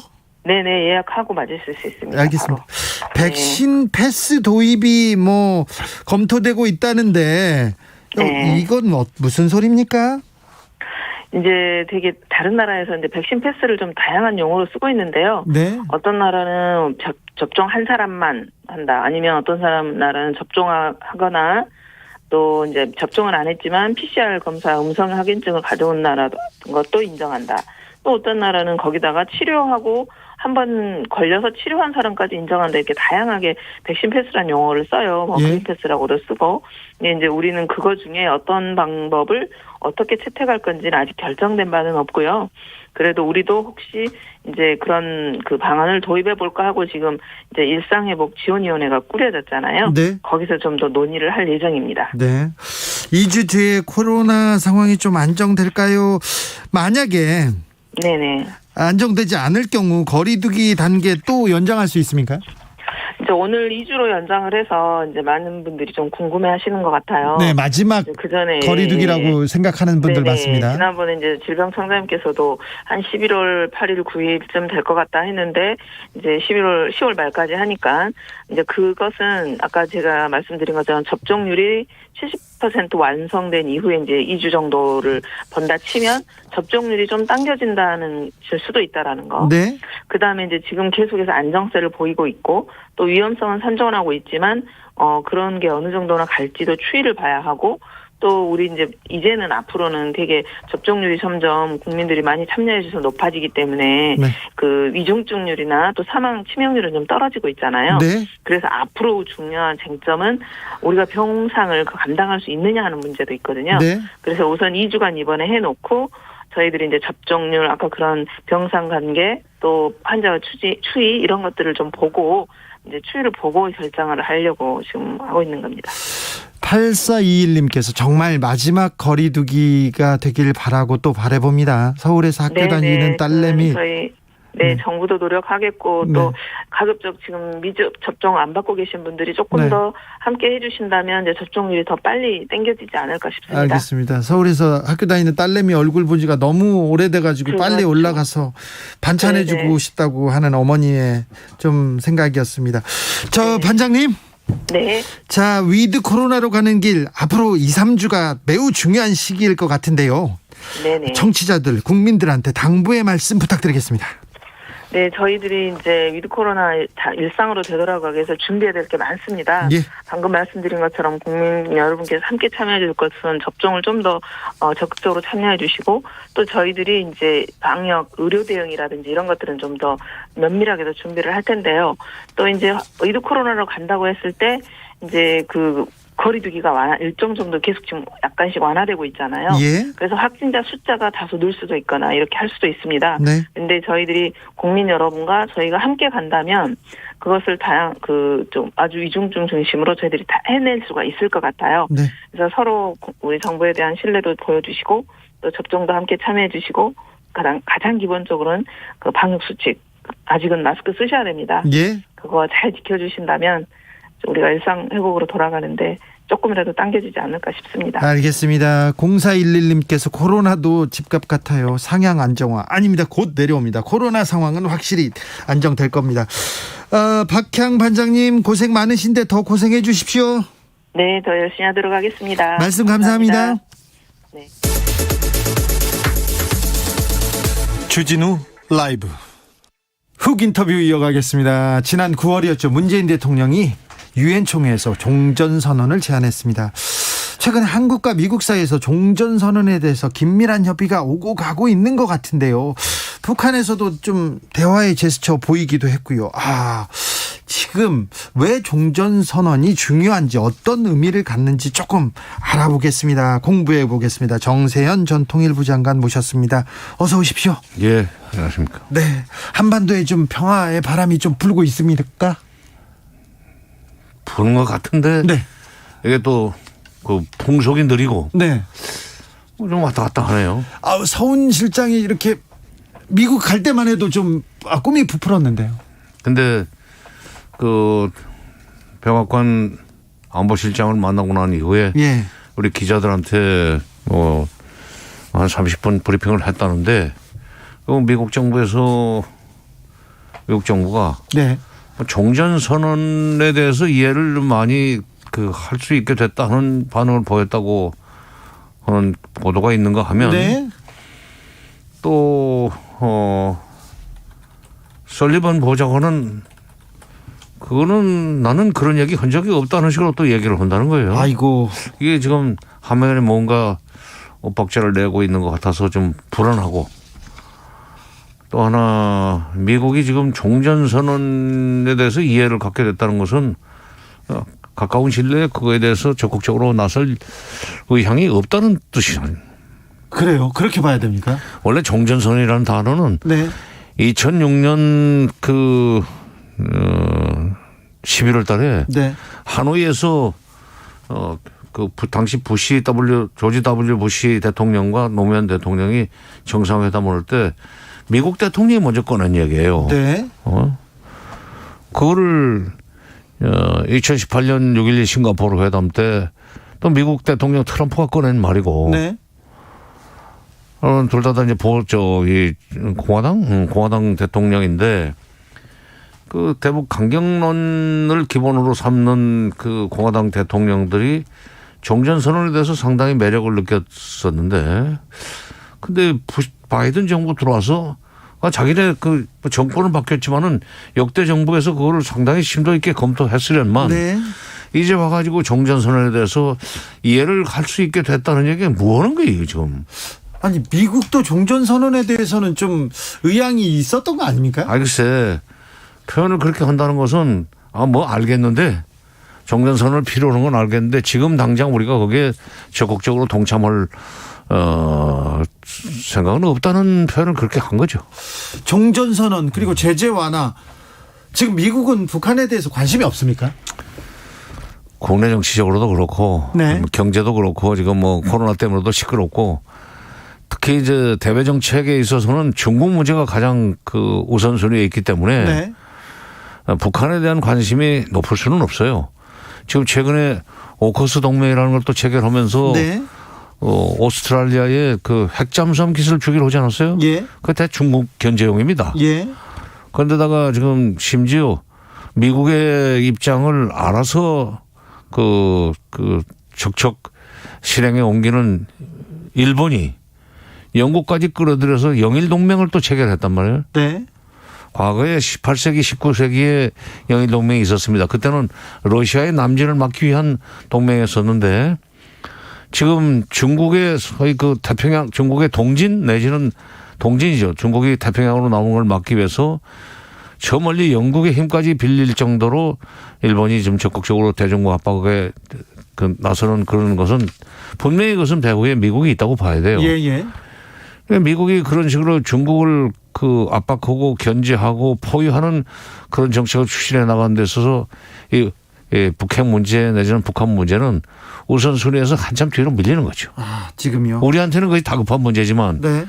이게 이제 한미 간의 입장 차라고 봐야 되는 거고 그래서 저는 서울 실장이 미국을 방문해서 종전선언에 대한 미국 정부의 적극적인 입장을 끌어낼 걸 기대를 하고 예. 그 문재인 정부 임기 내에 뭐가 될 수 있지 않겠느냐 하는 그 기대도 기대 섞인 전망을 했었는데 이제 오늘부로 그게 좀 쉽지 않다는 얘기를 솔직히 인정하고 지난번에 틀렸다는 것을 좀 자백해야 되겠습니다. 아이고 안타깝습니다. 북한이 그러나 다만 네. 종전선언은 시간이 그 뒤로 미뤄진다 할지라도 네. 미국 쪽에서 뭐 제재 완화나 뭐 선물 같은 거 있지 않습니까? 그건 없고 없어요? 남북 대화는 해도 좋다. 네. 남북 대화는 해도 좋다. 남북이 자주적으로 뭐 해도 됐다 그런 거라도 받아야 되겠네요. 그러면 남북 정상회담까지는 할 수 있다는 얘기죠. 네, 김정은 국무위원장이 북한의 주적은 남한이나 미국이 아니다. 전쟁이 주적이다. 이렇게 얘기했어요. 이거 조금 대화하겠다. 평화로 가겠다는 좀 제스처 아닙니까? 군사 문제가 그 굉장히 심각한 지경에 이르렀다는 말을 그렇게 한 겁니다. 그러니까 적이라고 하는 것은 기본적으로 사람이든지 나라든지 그 분명히 보통 명사인데 네. 이걸 그 전쟁이라고 하는 소위 그 상태를 지금 적이라고 한 거 보면은 네. 말을 그 점잖게 해서 그렇지 전쟁이 굉장히 겁난다. 미국의 군사력이 지금 날로 강화되어 있고 한국이 경제력이 커지면서 네. 군사력이 그것도 역시 날로 커지는 상황에서 최근에 SLBM도 발사 성공을 하고 또 지난 5월 달에 한미 정상회담에서 미사일 지침, 미사일 그 사거리가 이제 해제돼 버리지 않았어요. 네. 그러니까 한국이 마음 놓고 지금 미사일 사거리를 늘릴 수 있는 상황이 되니까 북한이 이거 이러다가는 미국한테 당하기 전에 남한한테 먼저 당할 수도 있겠다. 뭐 꼭 전쟁이 난다는 얘기가 아니라 네. 군사 경쟁에서 뒤지면 네. 그다음부터 군사력 경쟁에서 뒤져버리면은 발언권이 약해지는 거 아니야. 네. 주먹의 세기가 크면은 조금 기가 죽지. 바로 그래서 남북 간에 전쟁이 주적이라는 표현을 써가면서 남북 간은 절대로 전쟁 상황으로 가서는 안 되겠다. 그러려면은 미국이 옆에서 종전선언도 해줘야 되지만 우선 남북 간에 2018년 9월 달 9.19 정상회담 때 별도로 남북의 국방장관들이 만나서 9.19 군사분야 합의서를 한 걸 만들었습니다. 네. 그게 솔직히 말해서 이행이 좀 안 됐어요. 그 남북 정상회담이 다시 열리면 그때 판문점에서 있었던 4.27 판문점 선언 또 평양에서 있었던 9.19 평양 선언을 다시 이제 재확인하면서 그걸 다 이행하자고 하면서 9.19 군사분야 합의서에서 얘기했던 남북 간의 군사적 어떤 군사적 균형을 유지하는 문제를 네. 다시 정상 간에 좀 그 못을 박자하는 생각을 북한은 가지고 있다고 봅니다. 네. 문재인 정부 들어서 한국의 군사력이 엄청나게 증강됐죠. 그래서 그렇게 됐어요. 그렇죠. 미사일 뭐 기술도 뭐 물론이고 다른 뭐 무기들도 마찬가지고 돈을 많이 들였죠. 네, 그 부분에 대해서 북한이 좀 위협을 느끼고 있군요. 겁나지. 그렇습니까? 그럼요. 그러니까 스텔스 전폭기 같은 것을 막 그냥 대량으로 들여오고, 네. 그다음에 고공 정찰기도 막 그냥 들여오고.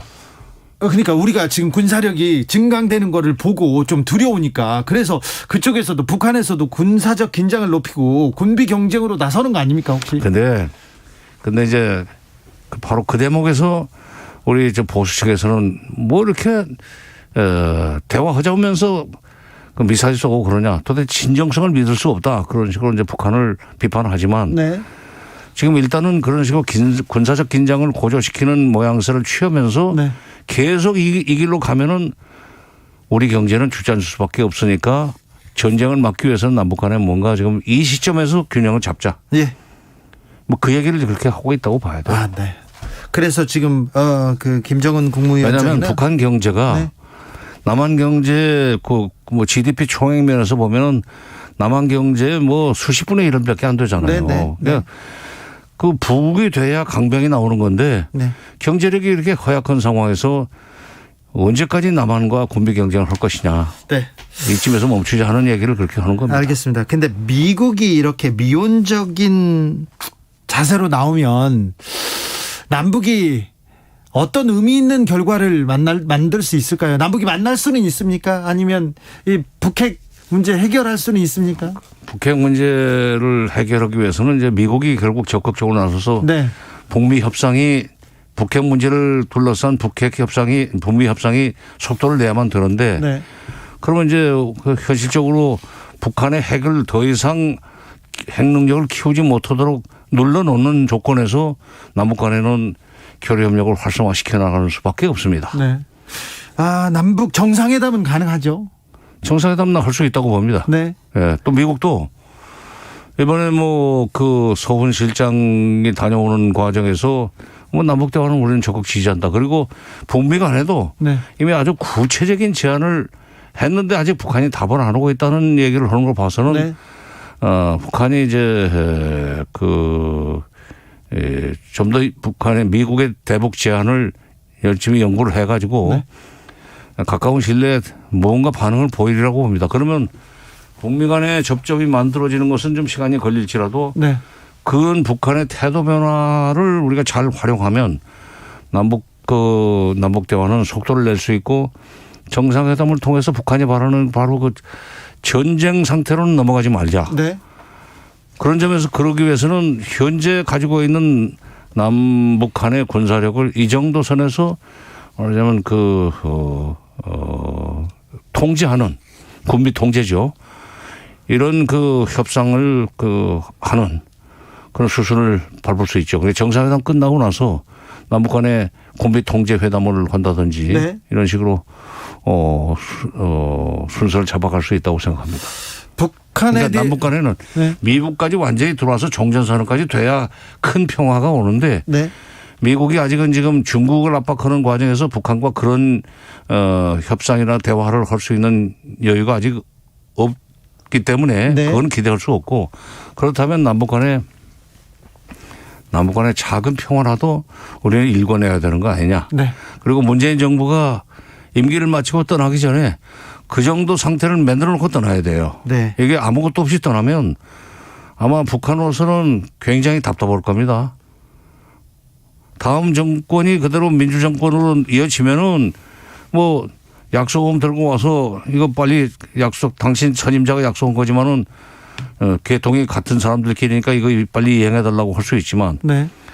이 정권이 완전히 보수 쪽으로 넘어가면은 이게 이제 휴지 조각될 거 아니에요. 네. 그런 상태를 막기 위해서도 그 남북 정상회담을 빨리 지금 마무리하고 거기서 합의된 사항을 일부 이행해 나가는 그런 모양새를 취해놓으면서 다음 정부에서 자기들이 소위 이 약속금 이행을 촉구하는 비폭적으로 하는 그런 식으로 일정을 잡아야 돼요. 그런 점에서는 좀 북한이 빨리 남한 정부가 미국을 설득할 수 있는 뭐랄까 이 입장 변화 네. 이런 것을 보여줘야 됩니다. 아까 미국 공화당 정권에서 종전선언을 먼저 언급했다고 하셨는데 우리나라 보수 정권에서는 왜 종전선언 반대합니까? 왜 남북대화도 반대합니까? 하자고 하면. 우리나라 보수의 특징은 네.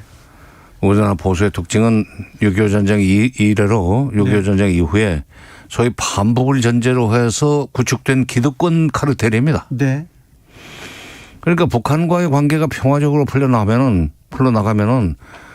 반복을 전제로 해서 구축된 기득권이 하나씩 허물어진다는 거예요. 마치 빙하가 녹는 것 같은 그런 효과가 생기기 때문에 대화고 뭐고 다 싫다는 거예요. 네. 특히 종전선언은 이게 평화로 들어가는 대문인데 네. 종전선언이 돼서 평화로 들어가면 우리는 먹거리가 없어진다. 네. 그래서 반대를 하는 거죠. 그렇기 때문에 이제 그걸 반대하는 명분을 종전선언이 되면 미군 철수해야 되고 그러면 미군이 없어지면은 북한은 바로 전쟁을 일으킬 거고 하는 그런 비현실적인 시나리오를 가지고 국민들을 협박을 하는데 네. 미군이 그렇게 쉽게 안 나갑니다. 우선 첫째. 네. 종전선언을 해도. 그럼요. 평화협정이 체결돼서 미군의 위상을 어떻게 북한이 규정하느냐에 따라서 한반도 상황이 풀려나갈 거기 때문에 네. 그리고 미군은 지금 주한미군을 뺄 수가 없어요. 중국 때문에도. 아, 그렇고요. 그러니까. 그리고 한국에서 지금 주둔하면서 얻는 이익이 많다면서요. 동아시아 지역에서 정치, 경제, 안보, 군사면에서 얼마나 지금 자기 마음대로 헤게모니를 행사합니까? 네. 네. 9779님께서 저는 보수지만 안 그렇습니다. 얘기합니다. 수상님께서는 군비 축소는 북한이 바라는 겁니다. 북한은 약속을 안 지키고 남한만 지킬 테니까요.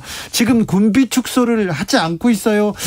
문재인 정부에서 계속해서 국방비 늘렸지 않습니까? 이런 의견에 대해서는 어떻게 생각하시는지요? 근데 이제 군비 축소 문제, 군비 축소 내지는 군비 통제 협상을 해가지고 합의가 되면은 네. 그걸 하나씩 서로 소위 그야말로 주고받기. 동시행동, 네. 단계적으로 동시행동을 해가면서 군비 축소를 하거나 통제를 하게 되어 있기 때문에 네. 북한이 약속을 안 어긴다는 그런 식으로 말하는 것은 일종의 선입관에 불과하죠. 그리고 반드시 거기에는 스냅백 조항을 넣어야 돼요. 네. 이렇게 하다가 안 되면 바로 우리는 북한이 약속을 안 지키면 우리는 간다. 미국하고 다시 무기 거래 협상을 통해서 군비를 강화할 수밖에 없으니까 알아서 해라. 그런 식으로 조건을 달고 하면 되는 거죠. 네. 우리가 군사력이 또 위에 있으니까 자신 있게 네. 얘기할 수 있겠네요. 그렇죠. 네. 네. 그리고 우리는 돈이 있잖아, 돈이. 네. 경제력도 있고. 그럼. 네. 무서워하는 건 북한이더라고요. 지금 인민들 먹여 살리기도 어려운데 군비 경쟁을 하려니까 지금 등골이 휘는 거야. 네. 그래서 그거를 훈련도 하지 마라. 아닌 것처럼 하면서 네. 빨리 이런 군사 문제를 해결합시다 하는 게 국방 전람관이지. 거기 가서 이제 네. 모든 무기를 다 보여주면서 결국 우리의 주적은 남조선도 미국도 아니고 전쟁이다 하는 얘기를 한 겁니다. 장관님, 김정은 위원장은 왜 이렇게 갑자기 살을 뺐죠? 너무 이건 뭐 맞는 얘기일 거예요. 그 부인이 그렇게 네. 적극적으로 김정은 위원장의 살 빼는데 아마 시어머니 노릇을 하는 것 같아요. 알겠습니다. 이설주 여사가 살 빼라고. 그럼요. 네. 아니 부인으로서는 당연한 거지. 그 살 그대로 놔두면 네. 갖가지 무슨 질병이 그대로 그냥 터질 수밖에 없는데 살 빼야죠. 알겠습니다. 네. 김정은 위원장 공식적으로 이렇게 주변 사람들이랑 담배 피는 모습 이렇게 보이는데 왜 담배 피는 모습을 이렇게 대중들한테 보여줄까요? 그건 아마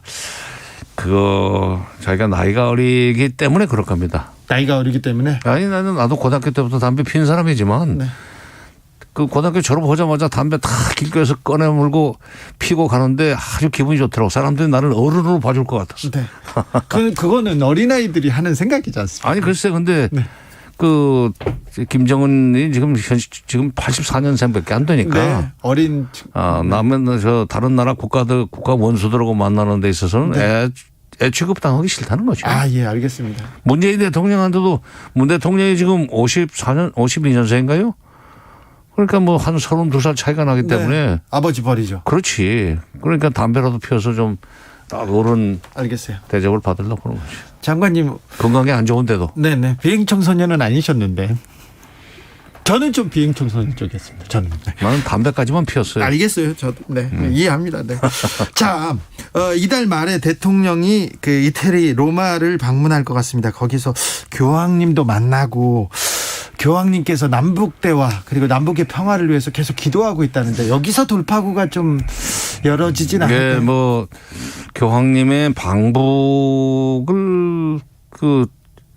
뭐 주선한다고 그럴까 네. 요청하실 가능성이 있죠. 네. 또 거기에 교황님께서도 관심을 가진 게 우리나라 그 몇 분 추기경님들이 그리고 지금 현재 교황청 대사로 나가 있는 분도 네. 교황님이 방북을 하셔서 북한 김정은 위원장을 만나 가지고 네. 남북 관계를 잘 좀 발전시켜 나가고 핵 문제도 적극적으로 풀어나가는 식으로 해서 좀 너희들이 평화롭게 살아라 하는 그런 얘기를 해 주시기를 바라고 있으니까 이번에 대통령께서 가셔가지고 그동안에 우리 추기경 우리 가톨릭 우리나라 천주교 지도자들이 그동안에 교황님한테 했던 그런 그 부탁에 힘을 실어주는 그런 효과는 있으라고 봅니다. 그렇습니까? 잘하면 가능성이 있다고. 예. 북한이 못 받아들일 이유는 없죠. 그리고 교황님의 방북을 받아들이는 모양새를 취하면서 북한이 정상국가로 한 단계 더 다가갈 수 있는 찬스를 잡을 수 있을 거예요. 또 백신은 또 북한에서 또 간절히 바랄 텐데 백신을 주면서 조금 대화의 문을 여는 그것도 방법일 텐데요. 그게 이제 미국이 해야 될 일인데. 그게 미국이 해야 될 일인데요. 미국이 해야 될 일인데 그게 이번에 그런 얘기까지 했는지. 네. 알겠습니다. 네. 4297님께서 문 대통령 53년생입니다. 우리 형이랑 동갑입니다. 아이고 축하드립니다. 네. 좋은 일입니다. 네. 마키님 종전후에 맛볼 자본주의의 맛, 자본의 맛을 위해서라도 살 빼고 오래 가야죠. 얘기합니다. 오늘 말씀 감사합니다. 장관님. 남북의 평화의 바람이 불겠죠? 예, 불 겁니다. 네, 불어야죠. 뭐 태풍급의 평화의 바람은 아니지만 미풍은 불어오리라고 생각합니다. 네, 올해 연말에 아니면 내년 초라도 남북이 만나서 이렇게 좀 베이징 올림픽 전에는 뭔가 지금 좀 좋은 일이 있을 것 같아요. 북한이 중국이 적극적으로 북한을 설득을 해가지고 북한이 그런 방향으로 나가도록 인도를 하리라고 봅니다. 알겠습니다. 네, 정세현 장관이 평화의 바람이 분다니까 저는 그것만 믿겠습니다. 네, 감사합니다. 오늘 말씀 감사합니다. 정세현 전 통일부 장관이었습니다. 예, 감사합니다. 교통정보센터 다녀오겠습니다. 오수미 씨. 네, 이 시각 교통정보입니다. 각 도로들마다 퇴근길 정체가 심한데 사고 주변으로는 더욱더 이동하기가 어렵습니다. 먼저 경부고속도로는 양방향 모두 영남권에서 사고가 있는데요. 서울 방향은 북대구 부근에서 1, 2차로에 승용차 사고가 났고요. 여파로 3km 정체입니다. 반대 부산 쪽으로는 금호 분기점에서 사고가 일어나 지장을 받아 5km 구간에서 속도를 못 내고 있습니다. 중앙고속도로 부산 쪽으로도 가산에서 사고가 있었는데요. 처리는 끝났지만 여파가 남아 군위분기점부터 가산 쪽으로 속도 내기 어렵고요. 계속해서 동명휴게소에서 칠곡, 대동요금소에서 삼락까지 교통량이 많습니다. 호남고속도로 순천 방향은 광주 요금소 부근에서 승용차 추돌 사고가 났는데요. 1차로를 막고 처리를 하면서 뒤로 정체입니다. 제2영동고속도로 경기 광주 방향으로도 광주 휴게소 부근에서 사고가 일어나 지장을 받아 정체가 되고 있습니다. 지금까지 KBS 교통정보센터였습니다. 정치 피로, 사건 사고로 인한 피로, 고달픈 일상에서 오는 피로. 오늘 시사하셨습니까? 경험해보세요. 들은 날과 안 들은 날의 차이. 여러분의 피로를 날려줄 저녁 한 끼 시사 추진우 라이브.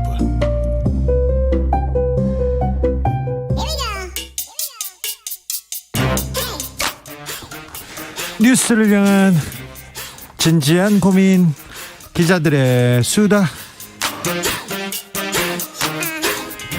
라이브 기자실을 찾았습니다. 오늘의 기자는 탐구하는 기자입니다. 미디어오늘 정철훈 기자, 어서 오세요. 안녕하세요. 오늘은 어떤 이야기 준비하셨습니까? 예, 10월 2일 날 있었던 한 사건인데요. 네. 더불어민주당 대선 후보 선출을 위한 합동연설의 자리였는데 네. 여기서 이재명 후보가 네. 당시 지지자가 건넨 이 조선일보 아웃이라는 피켓을 들었습니다. 네, 들고 사진을. 네. 예, 사진을 찍었는데 그때 당시에는 크게 이슈화되지는 않았는데 지난 10일 이제 이재명 후보가 여당의 대선 후보로 최종 결정이 되면서 네. 당시 들었던 이 피켓의 무게감이 지금 달라진 상황이죠. 예. 이재명 후보가 최근에 이 열린민주당의 한 이 대담에 출연을 해서 조선일보 아웃 피켓팅을 든 것과 관련해서 이제 이야기를 했는데요. 예. 저들은 어떤 수단을 동원해서라도 서서히 오랫동안 때려서 나를 죽일 것이다. 결국 정면 승부다. 어차피 저들은 총 공세인데 첫 깃발을 조선일보가 들고 있는 것이다 라면서 피켓을 들었던 이유를 설명을 했습니다. 대장동 사건을 처음으로 보도하고 주도하고 있고 예. 계속 이재명 후보는 부패한 보수 언론의 왜곡과 가짜 뉴스를 얘기합니다. 그러면서 계속해서 정면 대결을 해왔습니다. 예, 그래서 지금 뭐 계속 각을 세우고 있는데 네. 이재명 후보는 나는 지금껏 언론으로부터 난도질 당하며 살아왔다. 그걸 다 견디면서 여기까지 왔다. 여기서도 딛고 올라서지 못하면 그들이 살아있는 한 앞으로 못 나간다. 이렇게 좀 강한 어조의 말을 하기도 했는데. 지난번에도 그리고 기회가 있을 때마다 조선일보에 대해서는 이재명 후보가 경고장을 날립니다. 정면으로 날립니다. 예, 9월 14일 기자회견이었는데 이때 이 조선일보의 대장동 관련 보도를 반박하면서 예. 조선일보는 민주당 경선과 대한민국 대통령 선거에서 손을 떼라. 정치에 개입하지 말라. 이러면서 조선일보 기자들을 향해 뭐 고등교육 받은 사람이 쓴 게 맞냐 이렇게 쏘아붙이기도 했습니다. 네. 그러면서 이제 나에 대한 후보자 비방죄에 해당할 수 있다. 기사들이 허위 네. 기사들이 뭐 이런 주장을 했었고요. 이재명 후보가 만약에 대통령이 된다면 일단 뭐 조선일보와의 관계뿐만 아니라 이 허위 보도에 따른 손해배상액을 높이는 이 법제도가 현실화될 가능성이 높아 보이는데요. 네. 이 후보가 이 부분과 관련해서 이 징벌적 손해배상제 관련해서 발언을 한 게 있는데 네. 허위 보도의 경우 다른 경우보다 엄중한 책임을 묻는 게 묻는 것이 언론의 특권에 상응하는 것이다. 그래서 징벌배상은 5배가 뭐냐 화끈하게 좀 해버리지 이런 생각을 많이 했다. 이렇게 밝히기도 했습니다. 알겠습니다. 조선일보에게 처음으로 이렇게 비판하고 나선, 이름을 걸고 비판하고 나선 정치인 중에 노무현 전 대통령이 있었는데 노무현 전 대통령이 조선일보를 바라보는 시각보다 훨씬 더 적극적이고 과격하기도 합니다. 네. 이재명 후보가 보는 언론개혁 어떤 내용인지 참 궁금하기도 합니다. 예. 궁금해요, 저는. 네. 일단 간단하게 설명을 드리면 언론은 헌법에 의해 이 대의민주주의 체제를 떠받드는 장치다. 특별한 보호를 받는다. 그런데 이 국민이 맡긴 특권을 이용해서 언론이 대의민주주의 체제 자체를 공격한다면 이거는 굉장한 문제다. 네. 체제를 흔드는 것이다. 뭐 이런 입장을 갖고 있는 것으로 언론에 대해서는 가장 강력한 비판 의식을 갖고 있는. 예, 그래서 어떻게 보면 되게 위험한 인식일 수도 있는데 또 언론이 만약에 부패한 상황이라고 한다면 네. 또 개혁의 움직임으로도 볼 수 있어서 좀 호불호가 많이 갈릴 수 있는. 그래서 일부 보수 언론에서는 이재명 후보를 굉장하게 싫어합니다. 싫어함을 숨기지도 않고요. 의도를 가지고 공격하는 보도 계속 나오고 있습니다. 자, 언론과 이재명의 싸움이 될 것이다. 이렇게 생각하는 언론인들도 좀 있습니다. 자, 다음 이야기는 어떤 이야기일까요? 네, 어제 법원이 이 검찰총장 윤석열 전 검찰총장의 이 채널A 검언유착국 사건과 관련해서 이 감찰과 수사를 방해한 거를 인정을 했죠. 네. 이게 사실 지난 7월에 이 이동재 전 채널A 기자가 강요미수죄에서 이제 무죄를 선고받았습니다. 예, 그러니까 채널A 쪽에서는 검언유착은 애초에 없었다라고 했고 첫 보도를 했던 MBC 쪽에 있는 이 MBC 기자들이 모인 노조 쪽에서는 이번 판결은 검언 유착에 대한 판단이 담겨 있지 않은 미완성 판결이다 이렇게 주장이 맞섰는데 자, 이 법원의 이번 판결이 검언 유착 사건에도 영향을 미칠 것 같습니다. 예, 미칠 것 같습니다. 그러니까 검찰총장 차원의 감찰과 수사 방해가 있었다는 사실을 이제 인정한 것이기 때문에 네. 새로운 국면으로 갈 수 있고요. 새로운 국면입니다. 예, 일단은 이제 윤석열 전 총장이 정직 2개월을 받지 않았습니까? 네, 정직 2개월 했어요. 예, 받았는데 그 당시 징계 국면에서 등장했던 이 조선일보 일면 톱 기사 제목이 그날리 치고 쥐어짜낸 정직 2개월이었거든요. 기사 제목이. 네. 근데 이제 이런 식의 비판도 이제 사실상 힘을 잃게 된 겁니다. 사실 정직거리도 아니었다.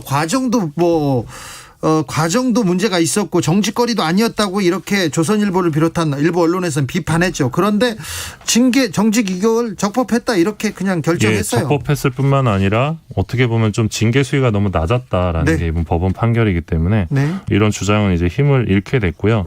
법무부 검사징계위원회에서 내놨던 어떤 그 판결 내용들을 보면 한동훈에 대한 감찰 및 수사를 방해할 목적으로 정당한 이유 없이 감찰을 중단하게 하고 네. 뭐 수사 권한이 전혀 없는 이 대검 인권부에서 조사를 담당하도록 해서 이제 권한을 남용했다 이런 대목이 있고요.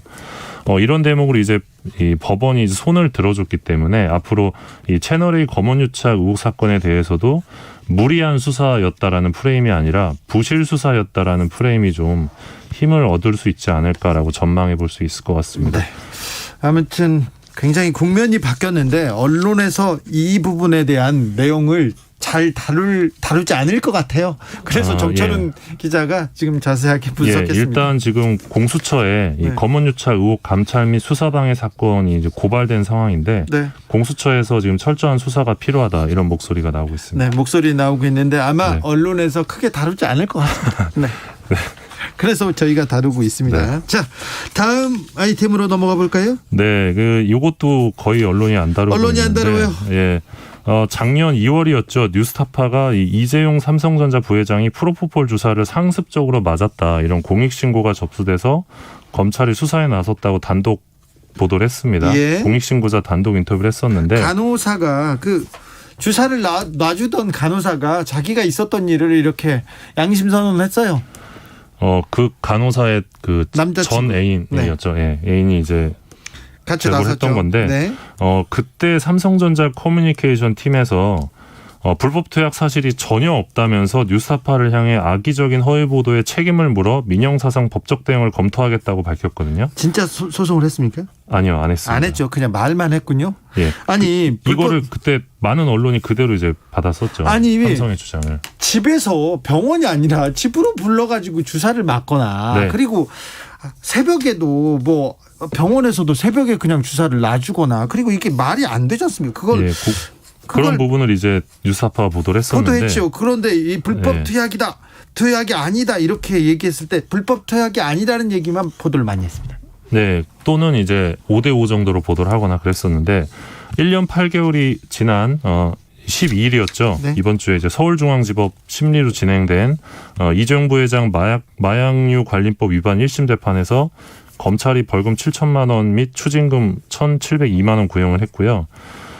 이재용 부회장이 이날 법정에서 불법 투약 혐의를 모두 인정했습니다. 네, 이 불법 투약을 했는데 네. 아니라고 또 얘기를 하고. 그러니까 1년 8개월 전에 삼성에서 내놨던 해명과는 전혀 다른 상황이 벌어진 거잖아요. 네, 참 이게 불법 투약이 한 사실이 전혀 없다고 커뮤니케이션 팀에서 이렇게 얘기했는데 아니에요. 저는 41차례 불법 투약했어요. 잘못했어요. 네네. 이렇게 얘기했습니다. 아무튼 이 부분에 주목하는 언론은 거의 없습니다. 예, 거의 없습니다. 그러니까 어떻게 보면 삼성이 처음에 거짓 해명을 한 건데 말씀하신 것처럼 막 한남동 자택에서도 상습적으로 불법 투약한 정황이 있었고 또 해당 성형외과 병원장이 이 부회장의 범죄 혐의를 감추기 위해 증거인멸을 시도하고 관계자를 회유한 내용도 뉴스타파가 있었죠. 다 보도를 했거든요. 예. 근데 지금 삼성의 말 바꾸기에도 다수 언론은 그냥 이재용의 입만 쳐다봤던 게 아닌가 싶습니다. 네. 그러니까 국내 1위의 광고주잖아요, 삼성이. 그래서 국내 1위 광고주는 해명 자료를 거짓으로 내도 상관없다는 건지 약간 좀 당황스럽더라고요. 그러니까 만약에 이재용이 아니라 다른 고위공직자나 정치인이 똑같은 상황이었다면 프로포폴을 하고 불법 투약 전혀 없다고 했다가 나중에 법정에서 사실 다 인정한다라고 했으면 네. 그때 언론은 어떤 태도를 보였을까? 사퇴하세요. 그랬겠죠. 난리 났겠죠. 네, 난리 났겠죠. 이재용 부회장이어서 가능한 일입니다. 지금 이재용 부회장에 대한 불법 승계, 그러니까 불법 합병, 불법 승계에 대한 재판이 있는데요. 굉장히 이재용 부회장이 굉장히 불리한 내용들이 많이 있는데 하나도 보도가 안 되고 있습니다. 그 부분도 우리가 조금 더 취재해서 보도하자고요. 예, 사실 그 하나만 더 하면 사실 이 건이 검찰이 구형하는 것도 쉽지 않았다고 하더라고요. 네, 그렇죠. 검찰 수사심의위원회에서 이제 이 검찰에게 이재용 프로포폴 불법 투여 사건 수사 중단하라고 권고한 적도 있거든요. 네. 참 이게 법이 정말 이 유전 무죄인 건가 정말. 네. 삼성한테만 가면 그렇습니다. 예. 흥분해서 죄송합니다. 아닙니다. 1156님께서 다루긴 다뤘는데 프로포폴 끊을 수 있다 이렇게 다뤘어요. 그랬습니다. 법정에서 자 판사가 오랫동안 프로포폴 투약했는데 출소 이후에 별다른 문제 없이 지내고 있습니까? 끊을 수 있습니까? 물어봤으니까 네 자신 있습니다 이렇게 얘기했다는 네, 맞습니다. 그 얘기만 나왔습니다. 네. 기자들의 수다 지금까지 미디어오늘 정철훈 기자 함께했습니다. 감사합니다. 맞습니다.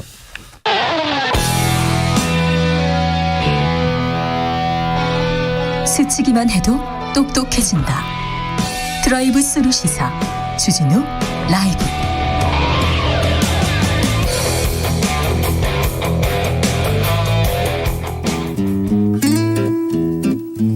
현실의 불이 꺼지고 영화의 막이 오릅니다. 영화보다 더 영화 같은 현실 시작합니다. 라이너의 시사회. 영화 전문 유튜버 라이너 어서 오세요. 네, 안녕하세요. 네, 요즘 어떤 영화 재밌게 보셨습니까? 요즘은 다양한 영화들이 있는데요. 네. 아직 개봉하기 전이긴 한데 그 라스트 듀얼 최후의 결투라는 영화가 다음 주 개봉하거든요. 총 많이 쏩니까? 총을 쏘는 건 아니고요. 사람 많이 중세 시대 죽습니까? 유럽 기사의 이야기입니다. 기사들이 칼로 많이 죽입니까?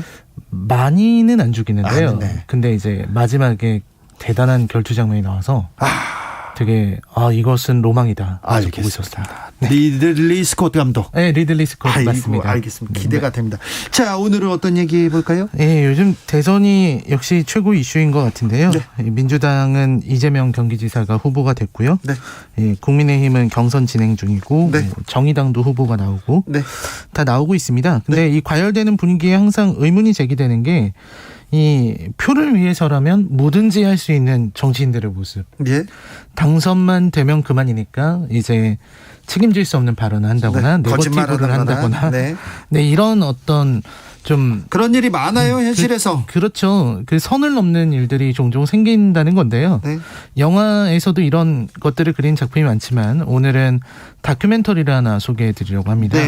바로 2009년에 브라질에서 벌어진 희대의 정치 범죄 스캔들로 유명해진 왈라시 소자 사건을 다룬 시청률 살인이라는 작품입니다. 왈라시 소자 사건이요? 네. 왈라시 소자는 이제 브라질에 있는 마나우스라는 시에서 카날 리브리란 제목의 그 인기 프로그램을 진행하던 진행자였습니다. 그리고 이 사람이 정치인이 되는데요. 이 마나우스에서 굉장한 범죄 도시인 이 마나우스에서 이 사람은 정의를 외치면서 대중적인 인기를 얻었던 사람이었다고 해요. 근데 문제가 뭐냐면 이 사람이 의원이 됐는데 그 이후에 어떤 마약 범죄자가 폭로를 한 겁니다. 사실 나의 두목은 이 왈라시 소자라는 국회의원이다. 이 사람이요? 국회의원이 아니라 주의원이다. 이 사람이? 네네. 이 사람이 사실은 모든 범죄를 일으켰고 이 사람이 이제 시청률을 위해서 살인까지 저질렀다. 살인을 저지르면 이 프로그램에서 보도하고 심층 취재하고 막 그랬다. 그러니까 프로그램에 보도할 사건이 없으면 실제로 부하들에게 지시해서 이 깽의 우두머리라는 거예요. 엄청난 브라질 사회가 발칵 뒤집힐 만한 일이네요. 네, 엄청난 일이고 정말 발칵 뒤집힌 일이고요. 그리고 이 사람이 아마조나스라는 곳의 3선 의원이거든요. 그래서 이 엄청난 사건이고 지금까지도 진실 논박이 있는 사건이라고 합니다. 다큐멘터리거든요. 이게 지금 현실 속에서 벌어졌을까요? 자, 다큐멘터리 속으로 걸어 들어가 보겠습니다. 네, 일단은 마나우스라는 섬이 되게 중요한데요. 이 마나우스는 브라질 북부에 있는 섬 같은 도시입니다. 섬이요. 그러니까 아마존 열대 우림 한가운데 있어서 예. 밖으로 나가기가 좀 어려운 지상에 있는 섬인 거죠. 네. 그런 섬이고 얼마나 범죄가 기승을 일으키냐면 공권력이 도저히 따라가지 못합니다. 거의 기능을 못하고요. 시민들을 지켜주지 못하고 네. 범죄자들이 마약 밀매상 이런 사람들이 아주 기승을 부립니다. 야간 버스를 타다가 담배 때문에 시비가 붙어서 네. 그냥 총으로 쏴서 죽이고 담배 하나 때문에. 이런 일이 그냥 벌어지는 곳이에요. 네. 여기에서 이제 왈라시 소자가 카날 리브리 자유 채널이라는 뜻의 프로그램을 만드는데요. 요거는 범죄 고발 프로그램입니다. 네. 요 범죄 고발 프로그램을 보고 사람들이 생각하는 게 그거예요. 이 카날 리브리의 왈라시 소자는 항상 가장 먼저 범죄 현장에 도착해서 땅에 널브러진 시체를 촬영합니다. 그리고 실제로 왈라시 소자는 굉장히 위험해 보이는 곳, 정말 총성이 오고 가는 곳까지 카메라를 들고 달려가요. 예. 그래서 그 현장을 찍습니다. 그러다 보니까 왈라시 소자는 영웅이 돼요. 왜 그러냐면 왈라시 소자가 찍은 그리고 폭로한 이 범죄 프로그램 때문에 범죄자들이 왈라시 소자를 두려워하게 되고 네. 실제로 그들이 법의 단죄를 받으면서 경찰 대신에 이런 걸 하는 거죠. 정의를 지금 구현하는 사도네요. 네, 실제로 범죄 발생률이 떨어지고 이제 시민들은 경찰을 믿지 않고 이 사람을 믿기 시작합니다. 네. 경찰에 신고하기보다는 슈퍼히어로요. 이 방송에다가 네. 제보를 해야 된다라는 일이 된 거죠. 네. 그러니까 어떤 저널리스트들이 받는 신뢰를 더 넘어서서 아예 영웅이 돼버린 겁니다. 네네네. 그리고 뭐 이제 형제들도 등장시키고 시청률은 전설적인 시청률이 나오게 되고 네. 거기에다가 이 사람은 자기가 쌓은 그 돈을 벌잖아요. 네. 그걸 갖고서 그 방송이 이제 되게 워낙 인기가 많다 보니까 범죄 고발만 하는 게 아니라 다양한 사연을 가진 사람들이 많이 등장해요. 네. 그래서 집에 타이어가 없어서 뭐 이런 얘기를 하면은 왈라시 소자가 자기 돈으로 타이어를 사주거나 아주 너무 가난해서 교육도 못 받고 정말 가난에 죽어가는 그런 사람들한테 자기가 돈을 지원해 주거나 네. 이런 어떤 영웅적인 퍼포먼스도 하게 됩니다. 자, 영웅 왈라시 소자. 네. 네. 정의로운, 네. 정의의 사도. 네. 네, 그야말로 정의로운데요. 네. 이게 정치인이 됐어요. 워낙 네. 사람들이 좋아하니까. 근데 정치판에서도 정의로운 활동을 하기 시작합니다. 네. 절대적인 그러니까, 인기를 받겠죠, 그럼? 네, 저돌적으로 동료 의원들의 부정을 폭로하고. 네. 그리고 이제 정부 관료들을 지목하면서. 부조리 고발하고. 네, 무능하다고 비판하고. 네. 정보부가 일을 제대로 했으면 범죄가 이렇게 기승을 부렸겠느냐. 이런 얘기들을 막 하게 됩니다. 그러면서 적이 너무 많아지게 되죠.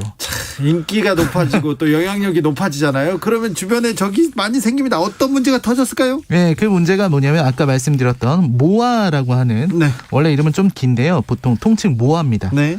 이 사람도 전직 경찰 출신인데 체포되고 나서 아까 말씀드린 대로 이 모든 방송이 왈라시 소자의 자작극이었다. 네. 살인을 7번이나 했다. 살인을 그러니까 사람을 자기가 지시해서 죽여서 범죄 현장에 도착해서 그걸 찍고 정치인이 되기 위해서 시청률을 올리기 위해서 모든 사건을 다 조작했다는 겁니다. 조작했다 이런 알겠어요. 제보 이런 네. 폭로가 있었는데 네. 이게 음해입니까 아니면 팩트입니까? 이 다큐멘터리가 무려 7화인데요. 7화요? 네. 네. 이 7화에 걸쳐서 진실 게임이 나오게 되는데 이제부터 이게 진짜 어떤 영화도 비교가 안 될 정도의 서스펜스입니다. 왜냐하면 처음에는 왈라시 소자가 너무 나빠 보여요. 네. 모아가 실제로 네. 둘이 같이 수영장에서 같이 찍은 사진이 나와요. 아 진짜 친한 사람 맞군요. 그래서 직구는 맞아요. 직구는. 네, 그 사진을 딱 보니까 왈라시 소자가 너무 나빠 보이거든요. 수영 같이 했으면 직군이고 또 네. 맞습니다. 근데 네. 왈라시 소자는 계속해서 이건 정치적인 박해다, 네. 음모다. 나는 네. 그런 사람 모른다라고 했습니다. 그래서 정말인가 하고 보니까 아들 친구였던 거예요. 아들 친구요? 이 모아가 실제로 왈라시 소자랑은 잘 모르고 왈라시 소자의 아들을 아는 겁니다. 아들을 알아? 그래서 우연히 같은 수영장에 있는데 정말 우연히 찍힌 거예요. 아, 일단 사진은 우연이군요. 다른 각도에서 찍은 사진을 보니까 그렇게 뭐 친근하거나 그런 건 없었습니다. 네. 그 외에도 경찰과 검찰이 아주 많은 증거들을 가지고 오는데 정작 이 다큐멘터리를 보다 보면 딱 왈라시 소자랑 딱 닿아 있는 건 없어요. 그래요? 간접적인 증거들입니다. 간접 증거들. 그렇다고 돈은 안 받았구나. 돈도 숨겨진 재산이 없어요. 돈이 없어요? 돈이 없어요. 이게 마약 밀매 조직의 우두머리면 네. 조촐하게 살면 안 되잖아요. 그렇죠. 지금 거대한 저택 수영부장도 있고 거기다가 또 무장 경호원들도 있어야 되는 거 아닙니까? 근데 왈라시 소자는 그리 부유하지가 않은 거예요. 숨겨진 재산도 없고요. 밝혀진 건 없습니다. 자, 그럼 진실은 뭐예요? 이 진실이 일단은 왈라시 소자는 사망했습니다. 감옥에서 지병으로. 왈라시 소자는 일단 감옥에 갇혔군요. 갇히고 나서 네. 이제 그때 어떻게 되냐면 의원직도 박탈당하고요. 네. 감옥에도 들어갑니다. 이 유죄를 받았군요. 네, 그렇게 됐는데 이제 이 진실을 알 수가 없어요. 네. 왜냐면 아까 말씀드렸던 그 모아라는 사람이 마지막 재판에서는 자기 증언을 부정했습니다. 아이고, 모아라 증언 때문에 감옥에 갔는데 나중에는 부정했어요? 네, 경찰이 자신에게 자백을 강요했다. 라고 얘기를 했고, 사실 그런 것들을 보면은 증거가 명확하지 않다는 것도 사실인 것 같습니다. 네, 증거가 좀 부족하네요. 또 입장을 바꿨으니까요. 자기 증언을 또 번복했으니. 네, 그리고 실제로 그 다큐멘터리에 등장하는 많은 사람들이 거짓말을 하고 있어요. 예. 이 다큐멘터리를 보다 보면은 네. 다큐멘터리에 등장해서 증언하는 사람들의 거짓말을 여기서 또 팩트 체크를 하는 장면들이 나옵니다. 네. 서로 거짓말을 하다 보니까 뭐라고는 믿을 수가 없습니다. 그래서 그래요. 모두가 거짓을 말했기 때문에 네. 이 사람이 정치적으로 희생된 영웅인지 아니면 스스로 범죄를 일으킨 무서운 사람인지는 알 수가 없어요. 근데 핵심은 당연히 이 왈라시 소자도 그리 결백하기만 한 건 아닙니다. 네. 작은 사건들은 방송하면서 조작도 많이 했어요. 네. 근데 살인 사건을 저질렀다는 증거는 전혀 없는 거죠. 아무튼 이게 영웅인지 아니면 범죄자인지 판단이 안 섭니까? 끝까지? 이제 시민들은 왈라시 소자의 편을 들었던 것 같습니다. 네. 그가 사망하고 나서는 시민들이 와서 이제 그는 영웅이었다라고 하는 영웅 취급을 받기는 하는데요. 아직도 이거는 그 브라질 내에서도 진실 공방이 많이 오고 가는 이야기라고 합니다. 너무 열린 결말이라서. 네. 정치란 게 정말 무섭기도 하고 대단하기도 합니다. 누군가는 아마 진실을 알고 있지 않을까 싶은데요. 네. 브라질이나 그 남미에서 일어나는 일들 보지 않습니까? 우리보다는 좀 심각하고 우리하고는 좀 다른 문제지만 묘하게 닮아 있는 부분이 많아요. 한해 정서도 막 이렇게 약간 정서적이라든지 이런 것들이 닮은 것 같기도 합니다. 알겠습니다. 시사회 오늘의 작품은 시청률 살인이었습니다. 오늘 감사했습니다. 라이너. 네, 고맙습니다. 주진우 라이브 여기서 인사드리겠습니다. 오늘 돌발 퀴즈의 정답은 나로호였습니다. 날이 아니고요. 나로호입니다. 내일은 제가 죄송합니다. 나로호 아니고 누리호였어요. 그러니까 누리호라니까요. 내일은 새롭게 단장한 주진우 라이브 스페셜로 5시 5분에 돌아옵니다. 기대해 주시고요. 지금까지 주진우였습니다. 지구를 위한 새로 고침. 습관을 바꾸는 라디오. 안녕하세요. 밴드 브로콜리 너마저의 윤덕원입니다. 언제부터인가 우리는 영원히 썩지 않는 플라스틱과 비닐을 대신해서 종이를 많이 사용하게 됐는데요. 과연 종이 빨대나 종이 봉투가 환경을 위한 대안이 될 수 있을까요? 어라우드랩의 김소은 디자이너입니다. 종이 같은 경우에는 플라스틱 대체제로 요즘에 많이 사용을 하고 있기도 하고 친환경